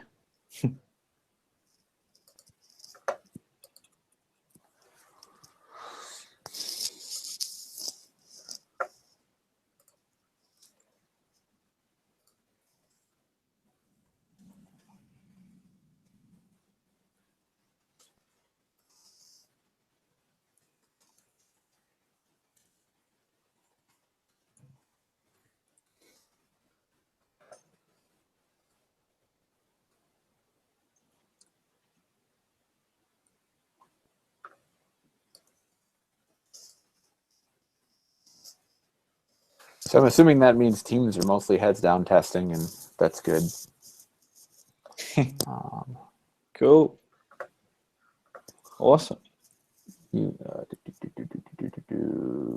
Yeah, if you read the description of the YouTube page, there's the email address to send your reports into. And that's the, yeah. So time to get things going. Feel free to put any questions up. Usually I would maintain witty banter with my other judges, but they couldn't make it tonight. And they told me that 10 minutes before we went on. So we got to have Justin for 10 minutes and then Mike for a little while longer. He's in Germany and he has to work tomorrow. So all of our judges are, of course, volunteers. They sign up for the 3-hour video and then to grade. And our judges this time are going to do at least one video, plus they're going to grade 2 different sets of reports and bugs. So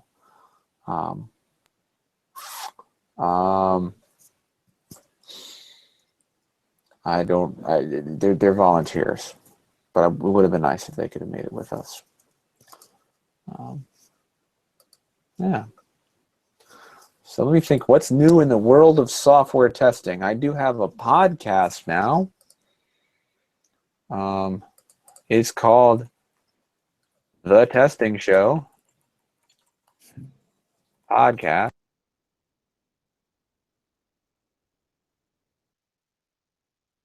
We do have a podcast called The Testing Show, which you can find in iTunes. I think we're on, I don't know, episode, I don't know how far we are. 16, 17, something like that.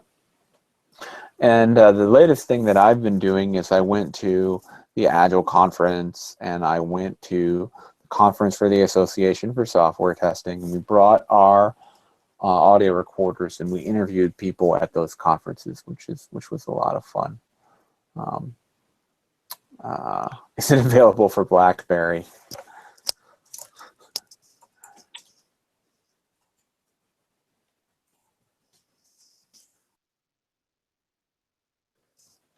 I have no idea how Blackberries get MP3s, but there's a web page. connecting with another person, you've got to go into your profile, friends email there, and request. It does go to their email. This is for like gaming, really. I would like a way to make that easier. So if you've got any suggestions, the Lord make this connection easier, I'd love to have that too.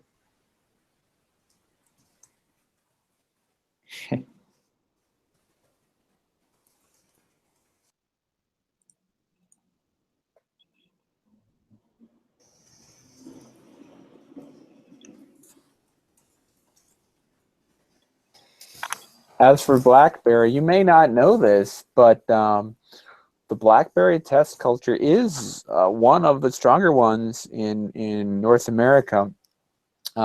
Last year's winners of the North America round were from BlackBerry.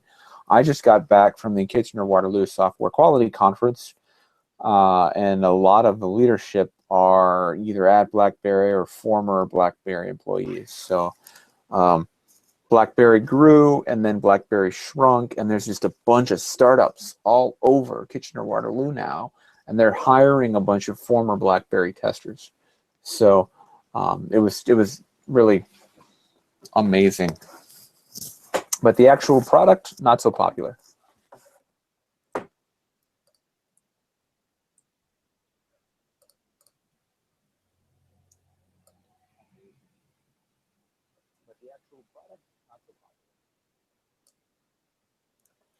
Yeah, Libby, I've also had some spotty connections. I'm hoping that that's just the streaming, and when the hangout is over, you could rewatch the whole thing without the awkwardness. James Richards is asking, Jason, can you explain how the betting works one more time? How the betting works. So go into an event, let's say Addington Race 7. Down left, Greyhound Racing. Addington at the top here, go to race 7. On the left-hand corner, you've got, this is backing it, so you're putting your stake to win, all right? On the right hand, you've got laying it, so so that is deciding it will lose. That is not win, so that is come second, third, or anything below that.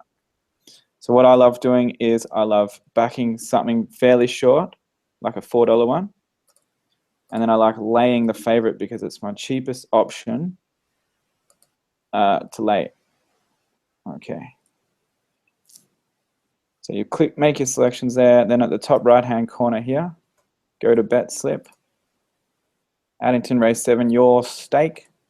Put in your stake of, I want to back this thing for $30.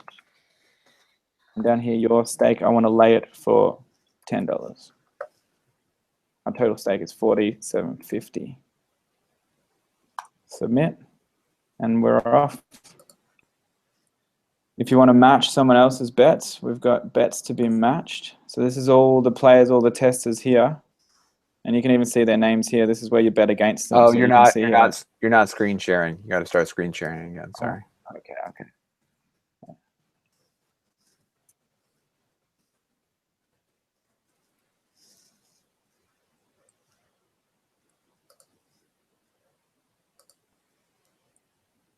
So if we could be matched, beginning or bets to be matched is okay.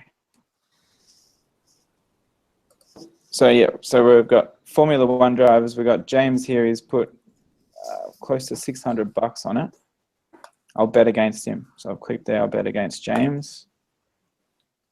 I'm going to bet James $30. But his racer will lose. Okay. Confirm. Bet match receipt, and we're done.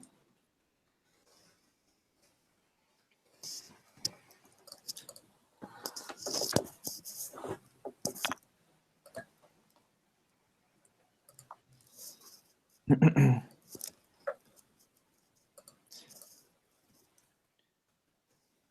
that answer your questions?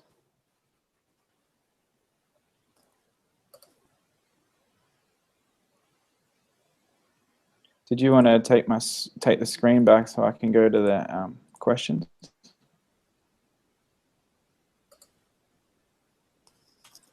Just click. I think you can click screen share again, and it'll stop screen sharing. All right, cool.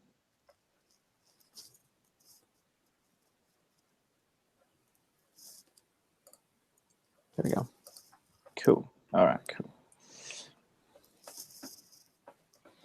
Should the balance on the profile match the campaign balance? Should the balance match the campaign?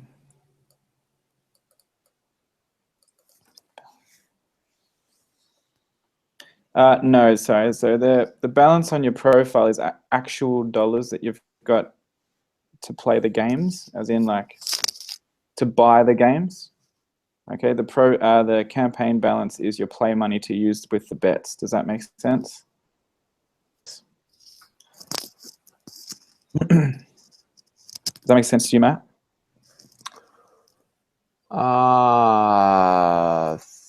Explain it one more time.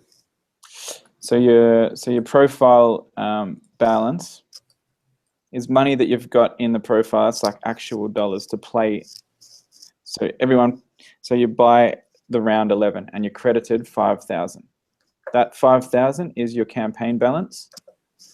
Your profile balance is actual dollars to purchase the games. So your profile balance is to purchase the games. Your campaign balance is to play with the bets. Right. Okay. Yeah. Okay. Thank you. Cool.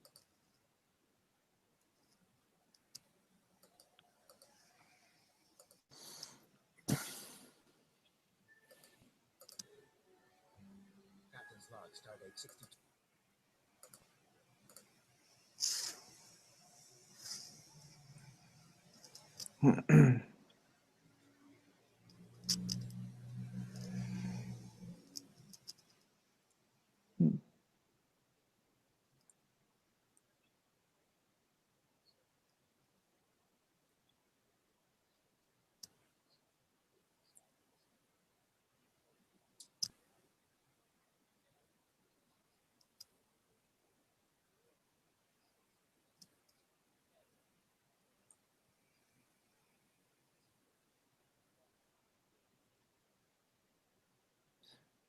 Correct. The profile balance shows real money.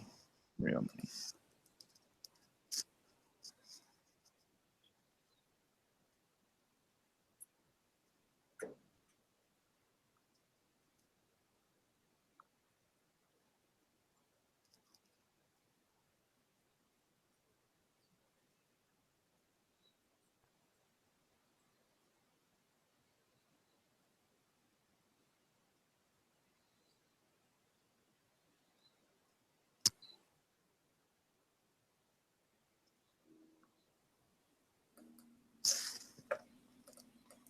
Should you be able to chat without being signed in? No, you need to be signed into chat, definitely.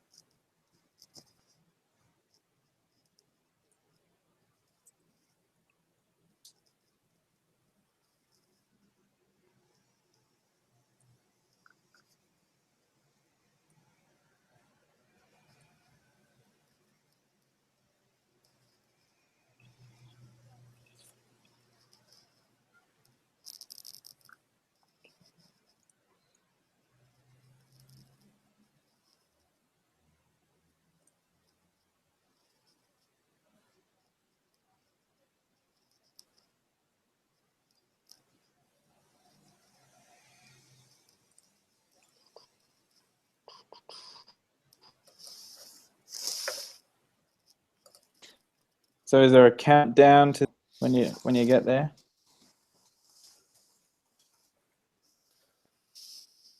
Talking about the end of the competition. The end of your competition, yeah. We'll just do it. Yeah, we'll let people know starting about half an hour out. We've got a little under an hour left, so teams should be shifting to thinking about what's the status of this, given what they know. What are the defects? What needs to be fixed? What would they tell the product owner to do next? I mean, clearly you haven't worked on the payment stuff, so that's just a huge piece of function. Like the actual, in order to use this, you need to give me money, right? That's right. And there aren't any like prizes. Do you have prizes? It's a cash pool. So when you go into the leaderboard, that possible win beta in dollars, that's your real money win. But that isn't hooked up yet either, right? That's not hooked up, right? Yeah, Right. That's being worked on. So they could do a mad rush to get all that done, and then because every day cost of delay, right? Every day that they don't put the site out is a day they're not collecting revenue.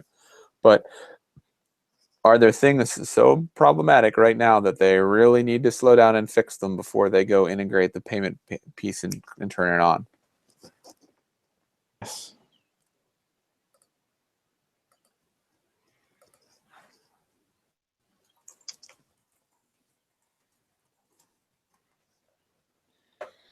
Like this Or that's possible what we're win. That's what having talked to you for over the internet for a long period of time, and we found you through Highland, right? It was Roxanne. Correct. Yeah. How did you get hooked up with Roxanne? Was it through AST or? I started looking up software testing and requesting that people test our software. So this woman's to you, and this is here we are. Well, I'm glad it worked out. So I would say, based on the couple hours I've had, that's how I would write the test report. But I'm not you. You might want to give us some. So you might want to give us some your perspective on what you'd like to see in the test report, and then we've got some more questions coming up. All right, cool. So in the test report, like any obvious bugs, obviously, if a button doesn't work, if there's a link there that goes somewhere that it's not supposed to, or something like that, obviously we'd like those.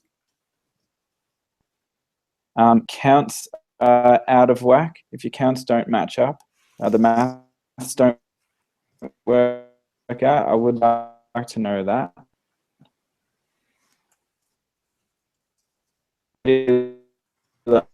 Like, how easy is it to use? Accessibility earlier, intuitive it is. With the band, it's testing, or do you want it as a separate button up here? And if we can put it live, so where that would fit on the site would be handy at the moment.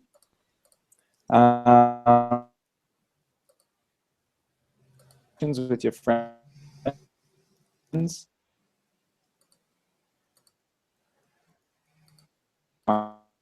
Ideas like, well,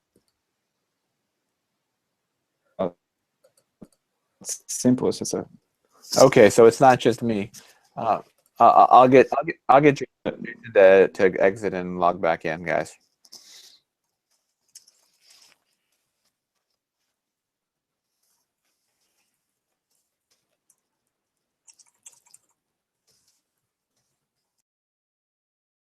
high priority. I would say 80% priority on groups. Oh, now you're good. Okay, your audio was choppy there for a minute, Jason. But you just came back. Right. So ignore my comments saying there are problems with your audio and you need to exit and come back into the Hangout because you're okay now. So we have two different main categories. I don't know how much if you've seen lean testing. Lean testing, they can file bugs and that's half the score. But they Right. can also create a test report that is a document. Usually it's a Word document. Doesn't have to be. It could be Excel. It could be a PowerPoint. It could be a PDF. And in that document, they give you a higher level view of what they think is happening. Yeah. So it's common. Cool. It's common in those documents to provide sort of like an overview and like these bugs really need to be fixed, and then whatever. Here's our test strategy. Here's what we covered. Here's what we didn't cover. Here's what we're worried about. Here's the things that we couldn't figure out. You know, are all common things to put into a test report as a deliverable. What would you like to see in the test report? Or and if you haven't seen test reports before, another way to is instead of what to see is what questions would you like answered, and how they answer that is up to them. What questions would I like answered? How easy was it to use the site? Was your funds matched equally? Did the site make sense to you to use? Of 1 to 10, how easy was it to navigate? What would you like to see? And comments on improvements. So that's I'd love it to be in like a PowerPoint presentation too. So if you had screenshots and circle like easily, some of your suggestions, that would be good. Does that answer your question, Matt? Yeah, I think so. Yeah. Sure. Cool. Awesome. This is cool. I'm excited about this. Yep, I think the audio's getting better. Good. Okay. Yeah, so we got 45 minutes left. I am going to go. Somebody mentioned the fedora on the YouTube, so I'm going to go get my hat, I think, and Sure. I'll be back in a minute. We've got time.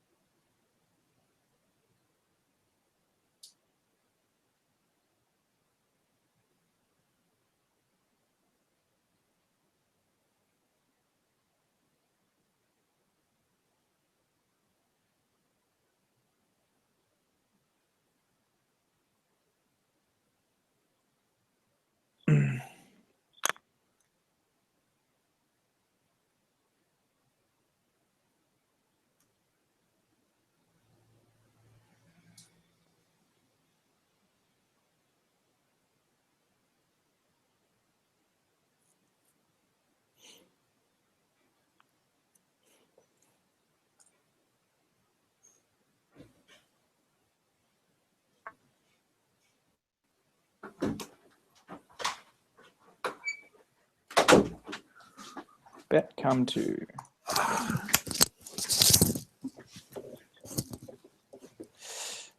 I'm going to just get going.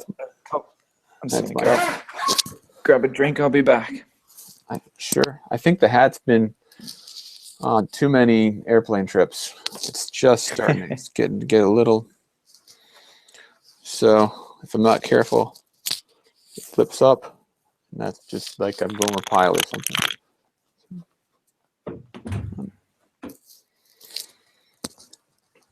Not as comfortable. Not as comfortable wearing it all the time. Just wearing it. I think there was one round of the World Cup where I wore the hat the whole time. Usually I don't.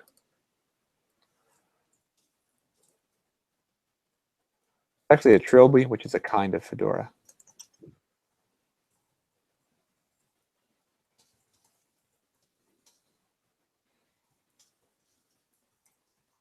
I need to get a new one. This is at Gonzalez. So we have 40 minutes left.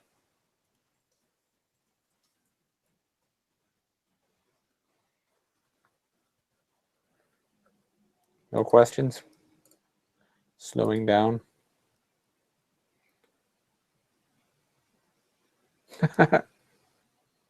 How do you know when you win? You'll get an email. Oh, are you asking about?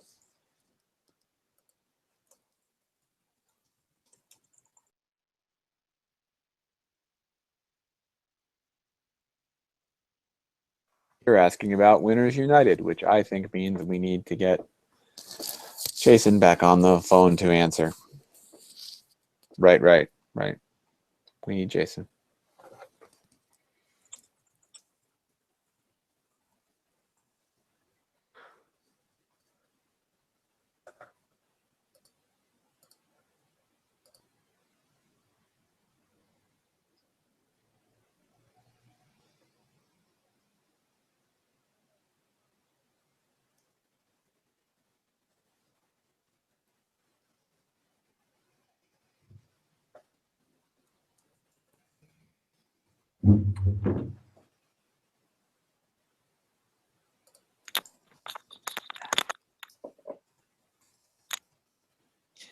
Hello.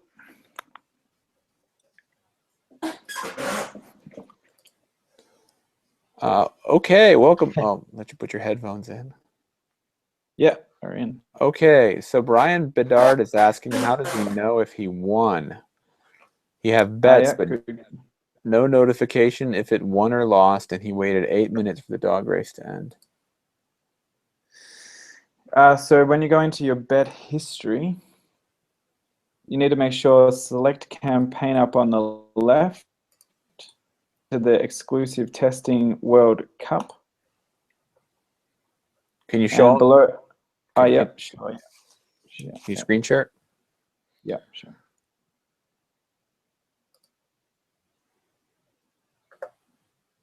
Have you got my?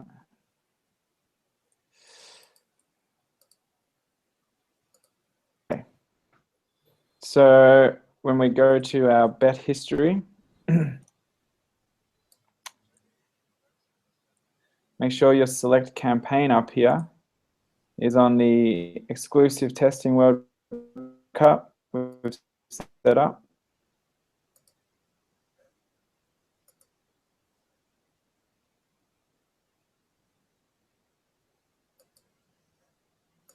Hello? Oh, okay.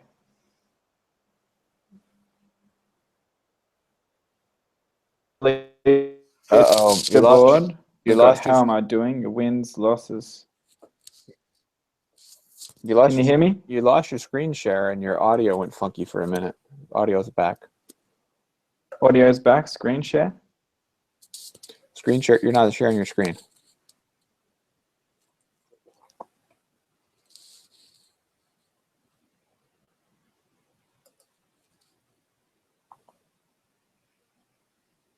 Have you got my screen there?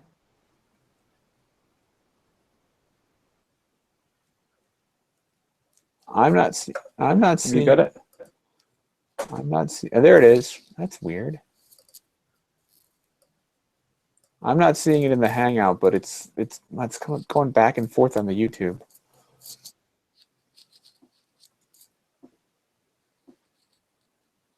Can you see in the Hangout? In the Hangout, it's not showing the screen share. All right, just try to describe it with words, I guess. That's weird.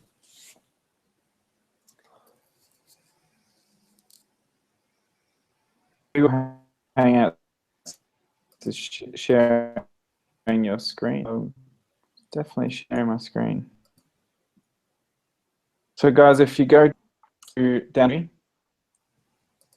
and under select campaign, make sure we've got the STWC exclusive testing World Cup there and the drop down on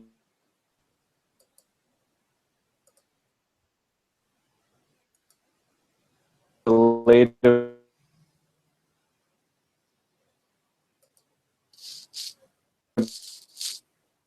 and underneath the leaderboard, I'm doing this pending and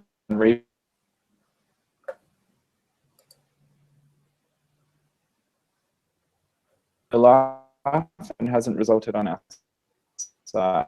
That's a bug.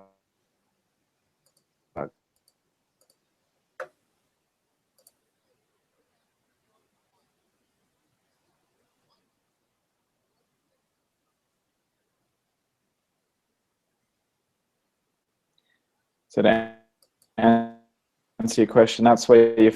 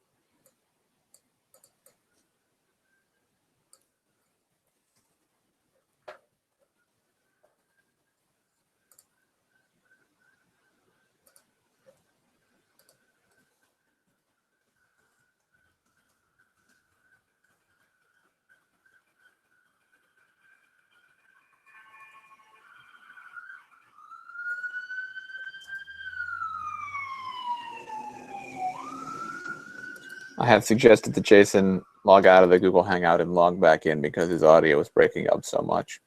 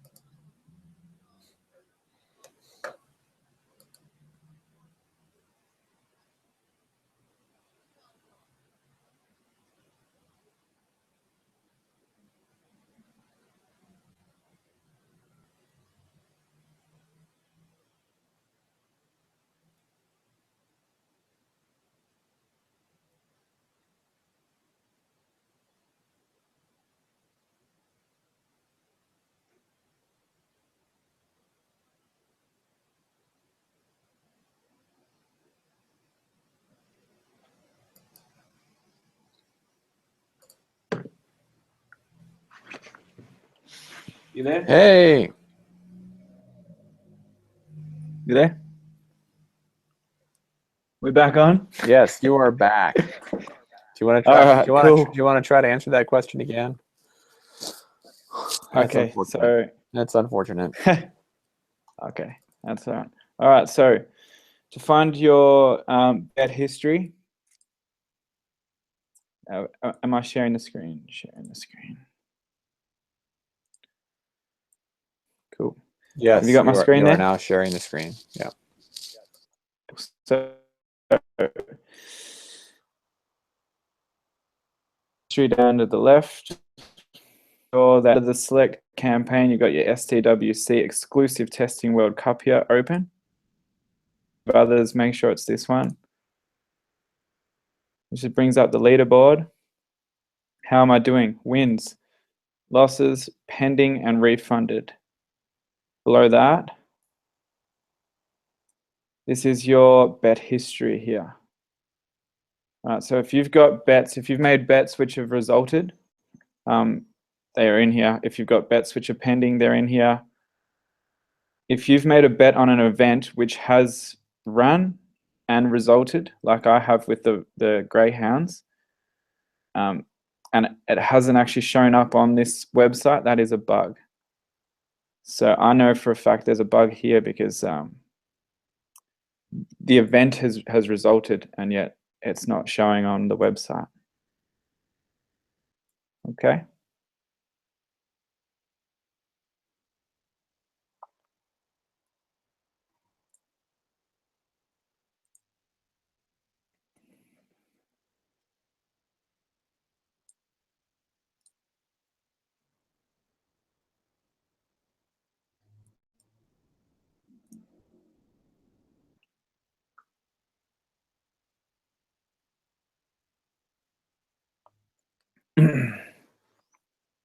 Has that answered your questions?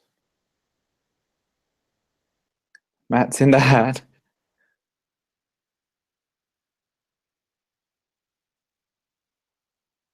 Brian is asking how long should he wait? When the real life event has resulted, you only have to wait a minute. So then that's a fortune.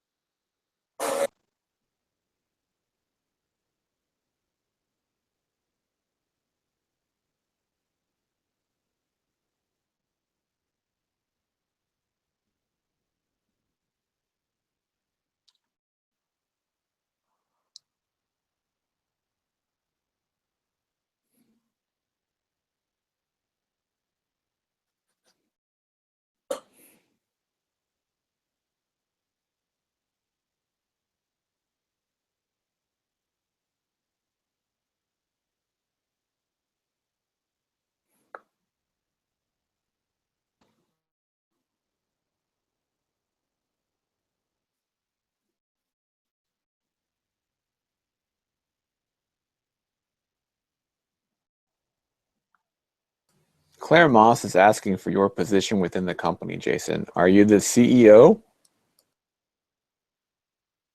I'm the CEO director. I'm sorry, I didn't catch that. You're the what? I'm the CEO and director. Okay. My company has about 4 people if you count part-timers and stack them up. So I don't call myself Okay. CEO. I say that I'm the managing director. But fair enough. Okay. That's cool. Well, I would call we're myself, yeah. Yeah, we're a consulting company, so managing director is appropriate. Is appropriate. For a product company, it doesn't make any sense. Yeah. I mean, if director.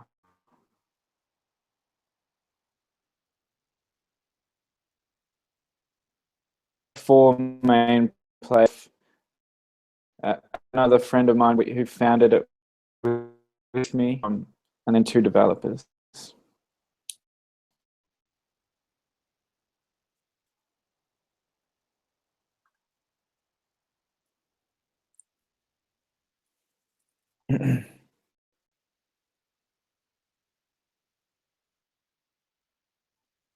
Are you there? I'm here. I've been muted when I don't have anything to say. People can hear me clicking. So Brian is saying it still hasn't updated. So they found some kind of bug. We've got 27 minutes left. The challenge is going to be reproducing it. I think maybe he should file, his team, I would suggest, file some other related competitions and see what you can figure out what's different about them. Possibly examine the network tab, see what's coming back. I don't know. If he shifts refreshes, he'll destroy his page, but it might update and look right, right?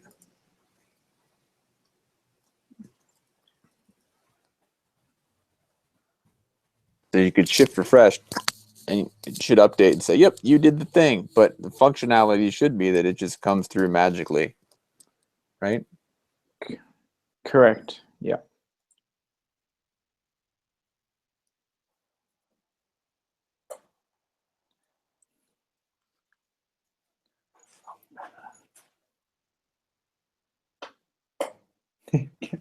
Yeah.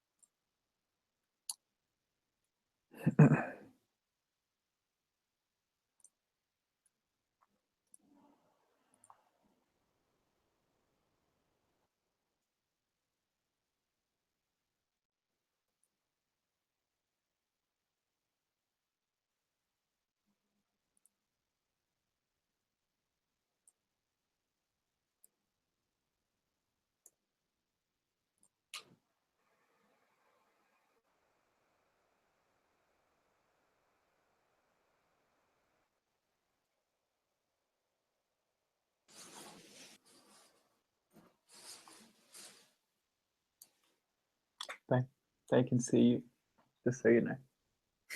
Yeah. That's all right.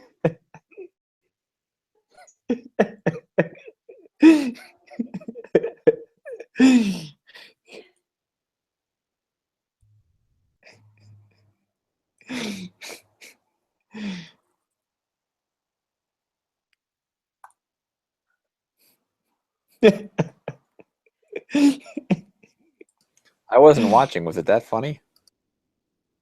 Oh, it's not that funny. It's just we've surprised my friend here. She's walked into the room and didn't realize she's been filmed.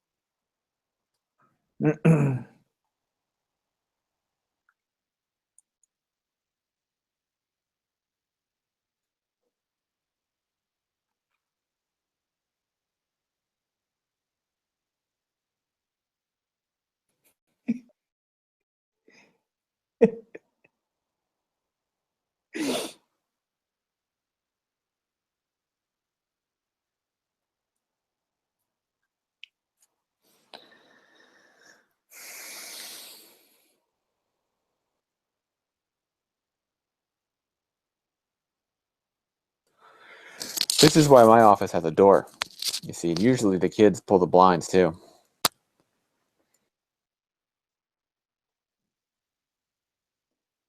So I missed that, Matt. What was that? This is why my office has a door. And usually the kids pull the blinds. There's about 2 inches of blind showing. That just backs up to the parlor, which we don't use anyway.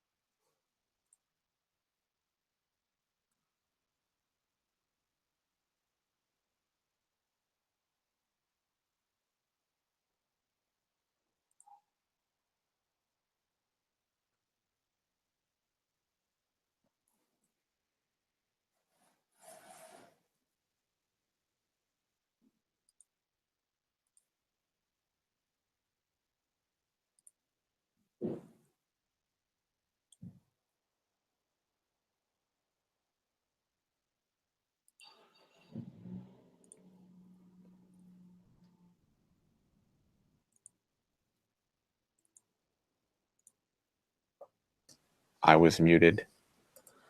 Watching this part of the show is certainly going to be interested for the audience because there's 2 minutes where we stare at the screen. Thank you for your patience. Thank you for your patience.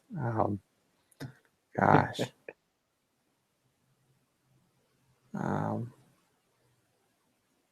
You heard of MC Hammer? The musician? Correct, yep. You've heard of MC Hammer. Okay. Do you know he's a startup investor now?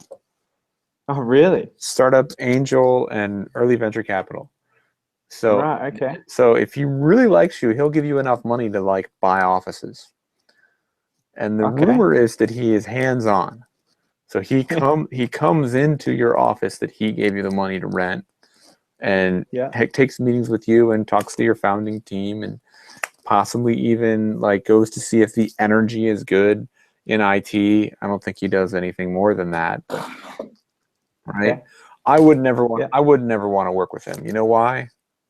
Why? Because if I'm a startup founder and I'm working with him, he wouldn't let me touch anything. Can't touch it. That's right. And I think about half of that story is is true. Like he is investing in companies, and that's when the story is. Pretty sure. Right. That's how long have you been going? Your company? So I went full time in 2011. Okay. So we just passed 5.5 years. And I stopped saying independent and started saying a company about 2 or 3 years ago. And it's been a good run. We're not starving. It's a massive achievement. It's very good. Well, I don't know. It's like we've beaten the there's some statistic in the United States that is always quoted, like some large percentage of companies don't last 5 years. We've beaten that number, but I'm not gonna like the biggest challenge we have is right now is becoming complacent. I don't want to let that happen. Yeah. So, yep. Onward and upward. You mentioned Grant Cardone before. Yeah. You follow his stuff? Yeah. I was listening to one of his books on the way to Canada and back. I got through 13 discs out of 15, something like that. Yeah. Very good. Yeah, One of the things I like that he says is if you've got an exit strategy, it's not a passion. One of his rules for one of his rules for a startup, isn't it? That you need to be passionate about it, and if you have an exit strategy, it's not a passion. I'm not really familiar. So I listened to the Cardone show, Cardone Zone podcast, and I've got a couple of his books. I just got his webinar that he did, but I haven't watched yet. On what was the webinar? Overcoming Objections. But Okay. I haven't watched it yet. And I've got a couple of his books, but not familiar with that. He's got so much material. He's got so you can't know everything that he says. But I do want to do a show. Could be a hangout recorded, but I was thinking of videotaping it. It's like Can't Gardone, where I switch the letters and then I pretend to be him and I have the sunglasses or whatever, and the silly, the little things that he does, and someone is interviewing me, and I take all of his books. I'm sorry, testers, if you're not into this, we'll cover this quick, but take all of his books and flip them around and make them backwards. So one book is Sell or Be Sold. We're going to call it Be Sold or Sell. And another book is The Closer's Survival Guide. We're going to call it The Guide to Surviving Closes. Another book is The 10X Rule. We're going to call it The 20X Rule. You know why? Because it's twice as many X's. 20X rule, right? And then basically we'll be interviewed and like in a jokey, silly way, describe all these books, but actually I'm really hitting the core elements of all of his books. So it's actually like an homage to the point that he would not sue me and be mad, but it'd be funny and jokey, and maybe we'll do that on April 1st next year. I think it'd be fun. Yeah. And I think there are real lessons in there for software testers. So, but you got to find them. So, not particularly Grant stuff, but a lot of the literature that I've read, the success literature, we pulled out and we used in the strategy tutorial that I did this week in Canada. And I think I was really happy. I was really happy with it. A couple of the players, Claire Moss was I did a talk on communication in Atlanta last year, and some of that material went into it. So it's good. But we have 14 minutes left. Someone rubbing paper on a mic. Eric, that was probably me clicking my pen. 14 minutes left, I think, right? We have 14 minutes. 14 minutes left before the show is over. So think about getting your test reports in. And those are going to be emailed to test report at Software Testing World Cup. Yep. Software Testing World Co. Cup. Test reports. I'll put a note in the comments. Send all that to me then, or do I sign up onto this site? Lean Tester. So you will get it. We'll give you a lot. Make sure Uwe has. You've been on a bunch of threads with Simon, right? Correct. Yeah. Make sure Simon has your email address. He'll sign you up for lean testing. You can look at the test. You can look at the bug reports if you want. I'd encourage that. Yeah. We will look at the test reports, and we'll invite you to the Dropbox. Again, you can look at those if you want. As judges, we will say, these are our 3 or 4 favorite reports. These are our 10 favorite bugs. And then you can weigh in on that. So that's like the minimum thing we ask of a product owner. Look at these, what we think are the top test reports, what we think are the top bugs, and then you tell us if we got it right. If we got it wrong, we're going to say, oh, you hate you thought that this test report was good, but these other ones were terrible. Okay, we need to keep working. We need to do a little more back and forth, because we really want to put your opinion of, like, quality is value to some person, and on this project, you're the person So you really Yeah. want to capture what you think was the best and understand that and score that very, very highly. You know, there are some technical things that you might not care about that we do want to score. So in a test report, I like to see what was your process. Why did you think that was the best process? I don't think Jason's going to care about that, but I like to Well, see that in a test report, and yeah, it'll help me perfect. help us evaluate the quality of the testing that you did in your communication. Awesome. Our developer will definitely say what he likes and doesn't like. It'll go straight to him. Well, I'll look at it too, but yeah. Yeah, cool. It'll be like, look, this is simple, this is not. Because when we've done our own, as you've seen and kind of made a bit of joke of all my screenshots there, well, that's our testing. It works to an extent, but I think, you know, we're excited about what you guys are going to bring up here for sure. And you may be able, you know, I don't want to say ideal, but if you look at that and you go, wow, we don't have any testing specialists, but we could take this process and we could do that for every major release. And they taught us how to do it. Gee, that's a lot of value. That's cool. Maybe that's not realistic for 3 hours when you're focused on heads down testing, but we'll see what we get. Yeah, definitely. 10 minutes left. 10 minutes left. So And I'd invite, yep. at 10 o'clock Eastern US, we're going to shut. We should be archiving you should stop filing bugs. And we'll archive them. Usually we have someone on staff right next to me that just goes in and archives them all. I'm not sure if it's going to actually, you're not going to be able to submit.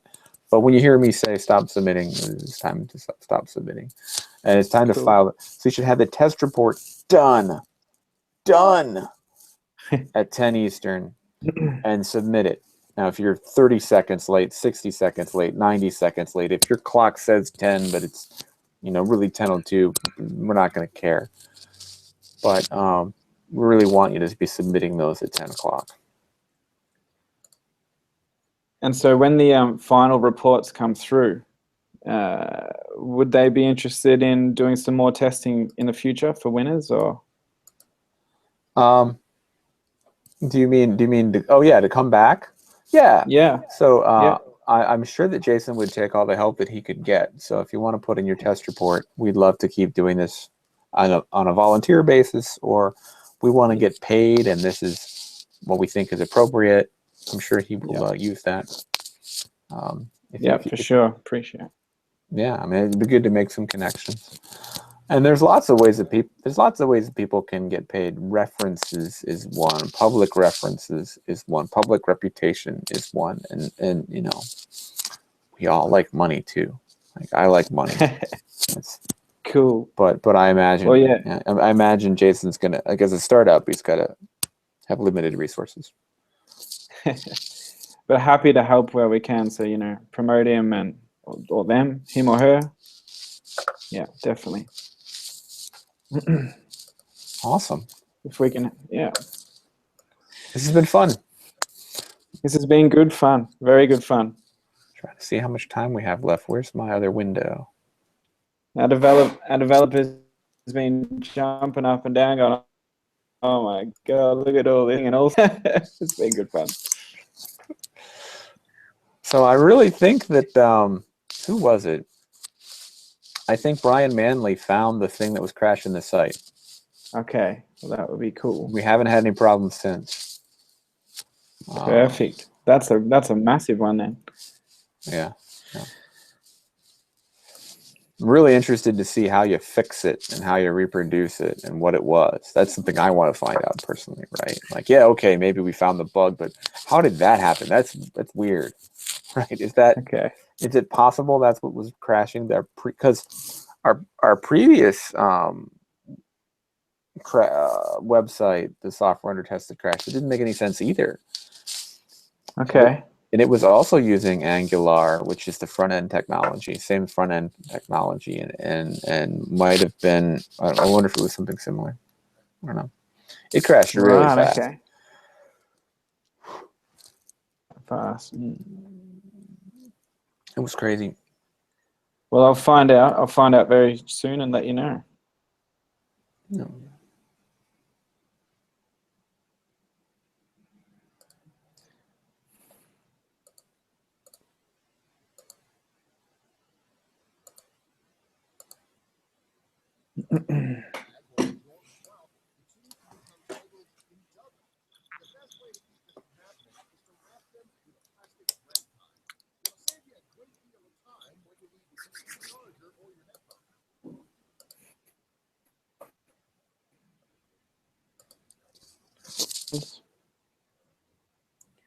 Everyone's writing their report.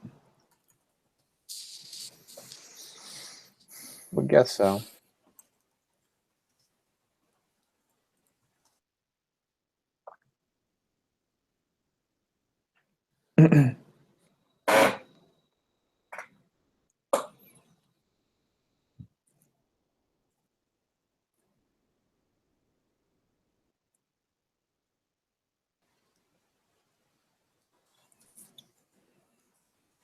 Into development? No. Always Yeah, been developer? I've been in software development for my adult life. I wanted to be a writer in 8th grade. I wanted to be in the Army in 10th grade. But computing was always in the mix. And Okay. I went to school, got a math CS degree, math degree in math with a concentration in CS when I was 20. And I've been, my entire career has been a dance around software and software quality. So I've been programmer, project manager, QA lead, consultant, part-time instructor, writer, trainer. Well, Cool. part-time trainer when I'm not doing other stuff. And whatever the heck you call this, I don't know, like conferencey guy. It's not a lot of revenue, believe me. It's Doing this activity is not a lot of revenue, or well, speaking at conferences, giving tutorials, giving keynotes, even if you can give a keynote and a tutorial, it's a little bit of money. But once you're at the level where you can give a keynote and tutorial, you have other things you could do for money, right? So it's still not much because you have to be so high to get to that position. Right. So yeah. Okay. But it's a chance for me to meet other people. It's helped in my research. It's helped in me understanding the state of the industry, and it has other benefits. So Brand awareness and people keep telling me that. I don't know. Like there's a lot of things you can do as a consultant to get your name out there that don't involve actually, like, you write the book. Nobody writes a book to make money. Nobody speaks at the conferences to make money. Nobody does that. Like, well, at some point you got to make a living. So yeah. kind At of some point, these hours need to translate in dollars. Yep. Yeah. But I enjoy it. I get to live a comfortable life. I get to do things that I enjoy. It's a lot of fun. Occasionally there's the get up at 2 a.m. to judge the Australia round of the World Cup. But aside from that, it's fine. Cool. Do any more questions? What time is it? 3 minutes left. 3 minutes. 3 minutes.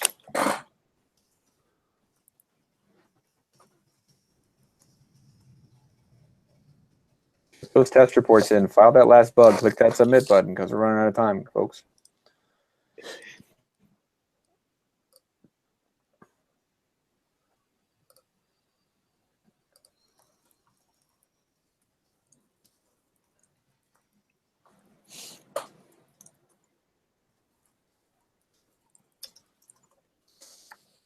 Email those reports in.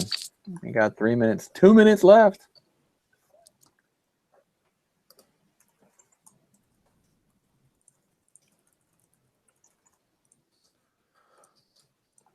Well, for those who've played 2 rounds and stuck with us the whole time, that's 6 hours we've spent together.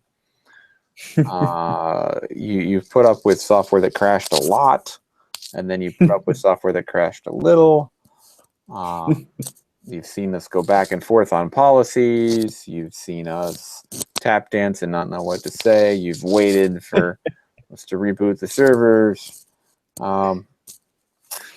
We know each other a little bit now. and thanks. It's a big deal. People are saying good night. Thanks for playing, James. Thanks for playing, Robert. Thank you very much.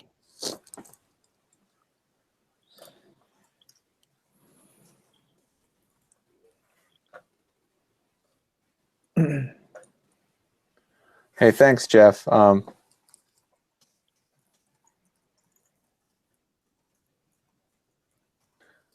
really like the World Cup because it's an opportunity for you to experiment in a safe environment that, nobody's gonna lose their job if a bug slips through. It's an opportunity for you to be conscious about your testing, so it's deliberate practice. It's an opportunity for you to work with other people you might not otherwise work with and see how their brain works, so you can pair and no one's going to yell at you about how it's inefficient. You can get together. It's compressed timelines.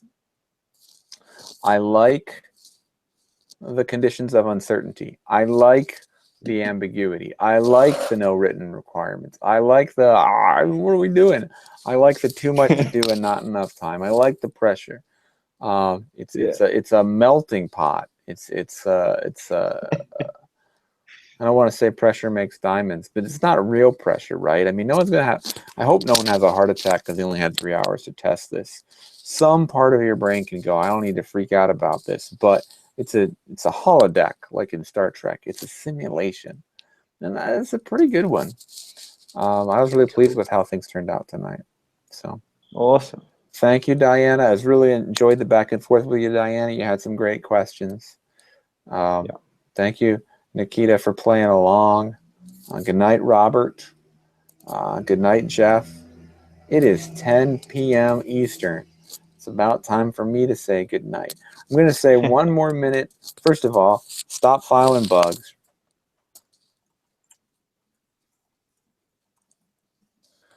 I'll stay on one more minute to answer any more questions, maybe 2 more minutes, and it's time to send reports in. Cool.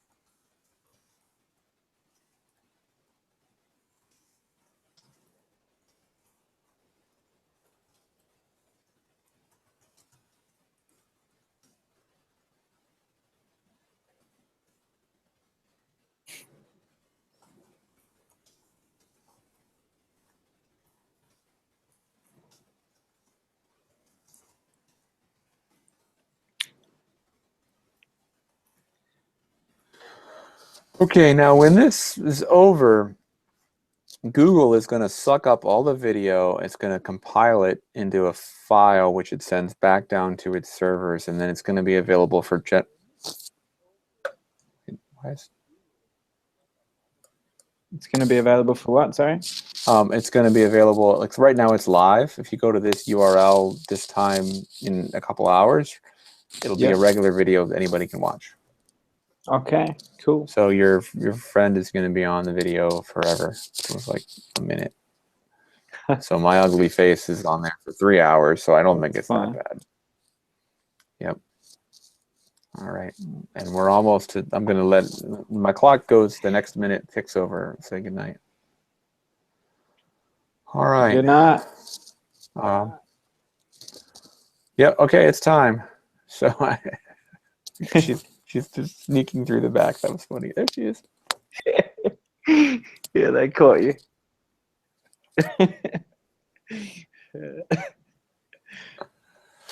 All right. All right. Okay, I think it's time for me to say good night. Everybody, thank you all for playing. I hope you had fun. I hope you learned something. I think that we're going to find some really interesting bugs out of, in particular, that URL guessing that Brian sent us in. I'm really interested to see how that turns out.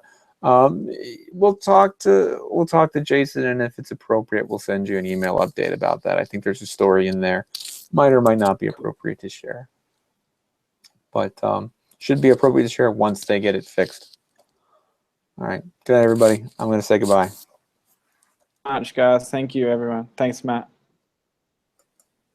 Cheers.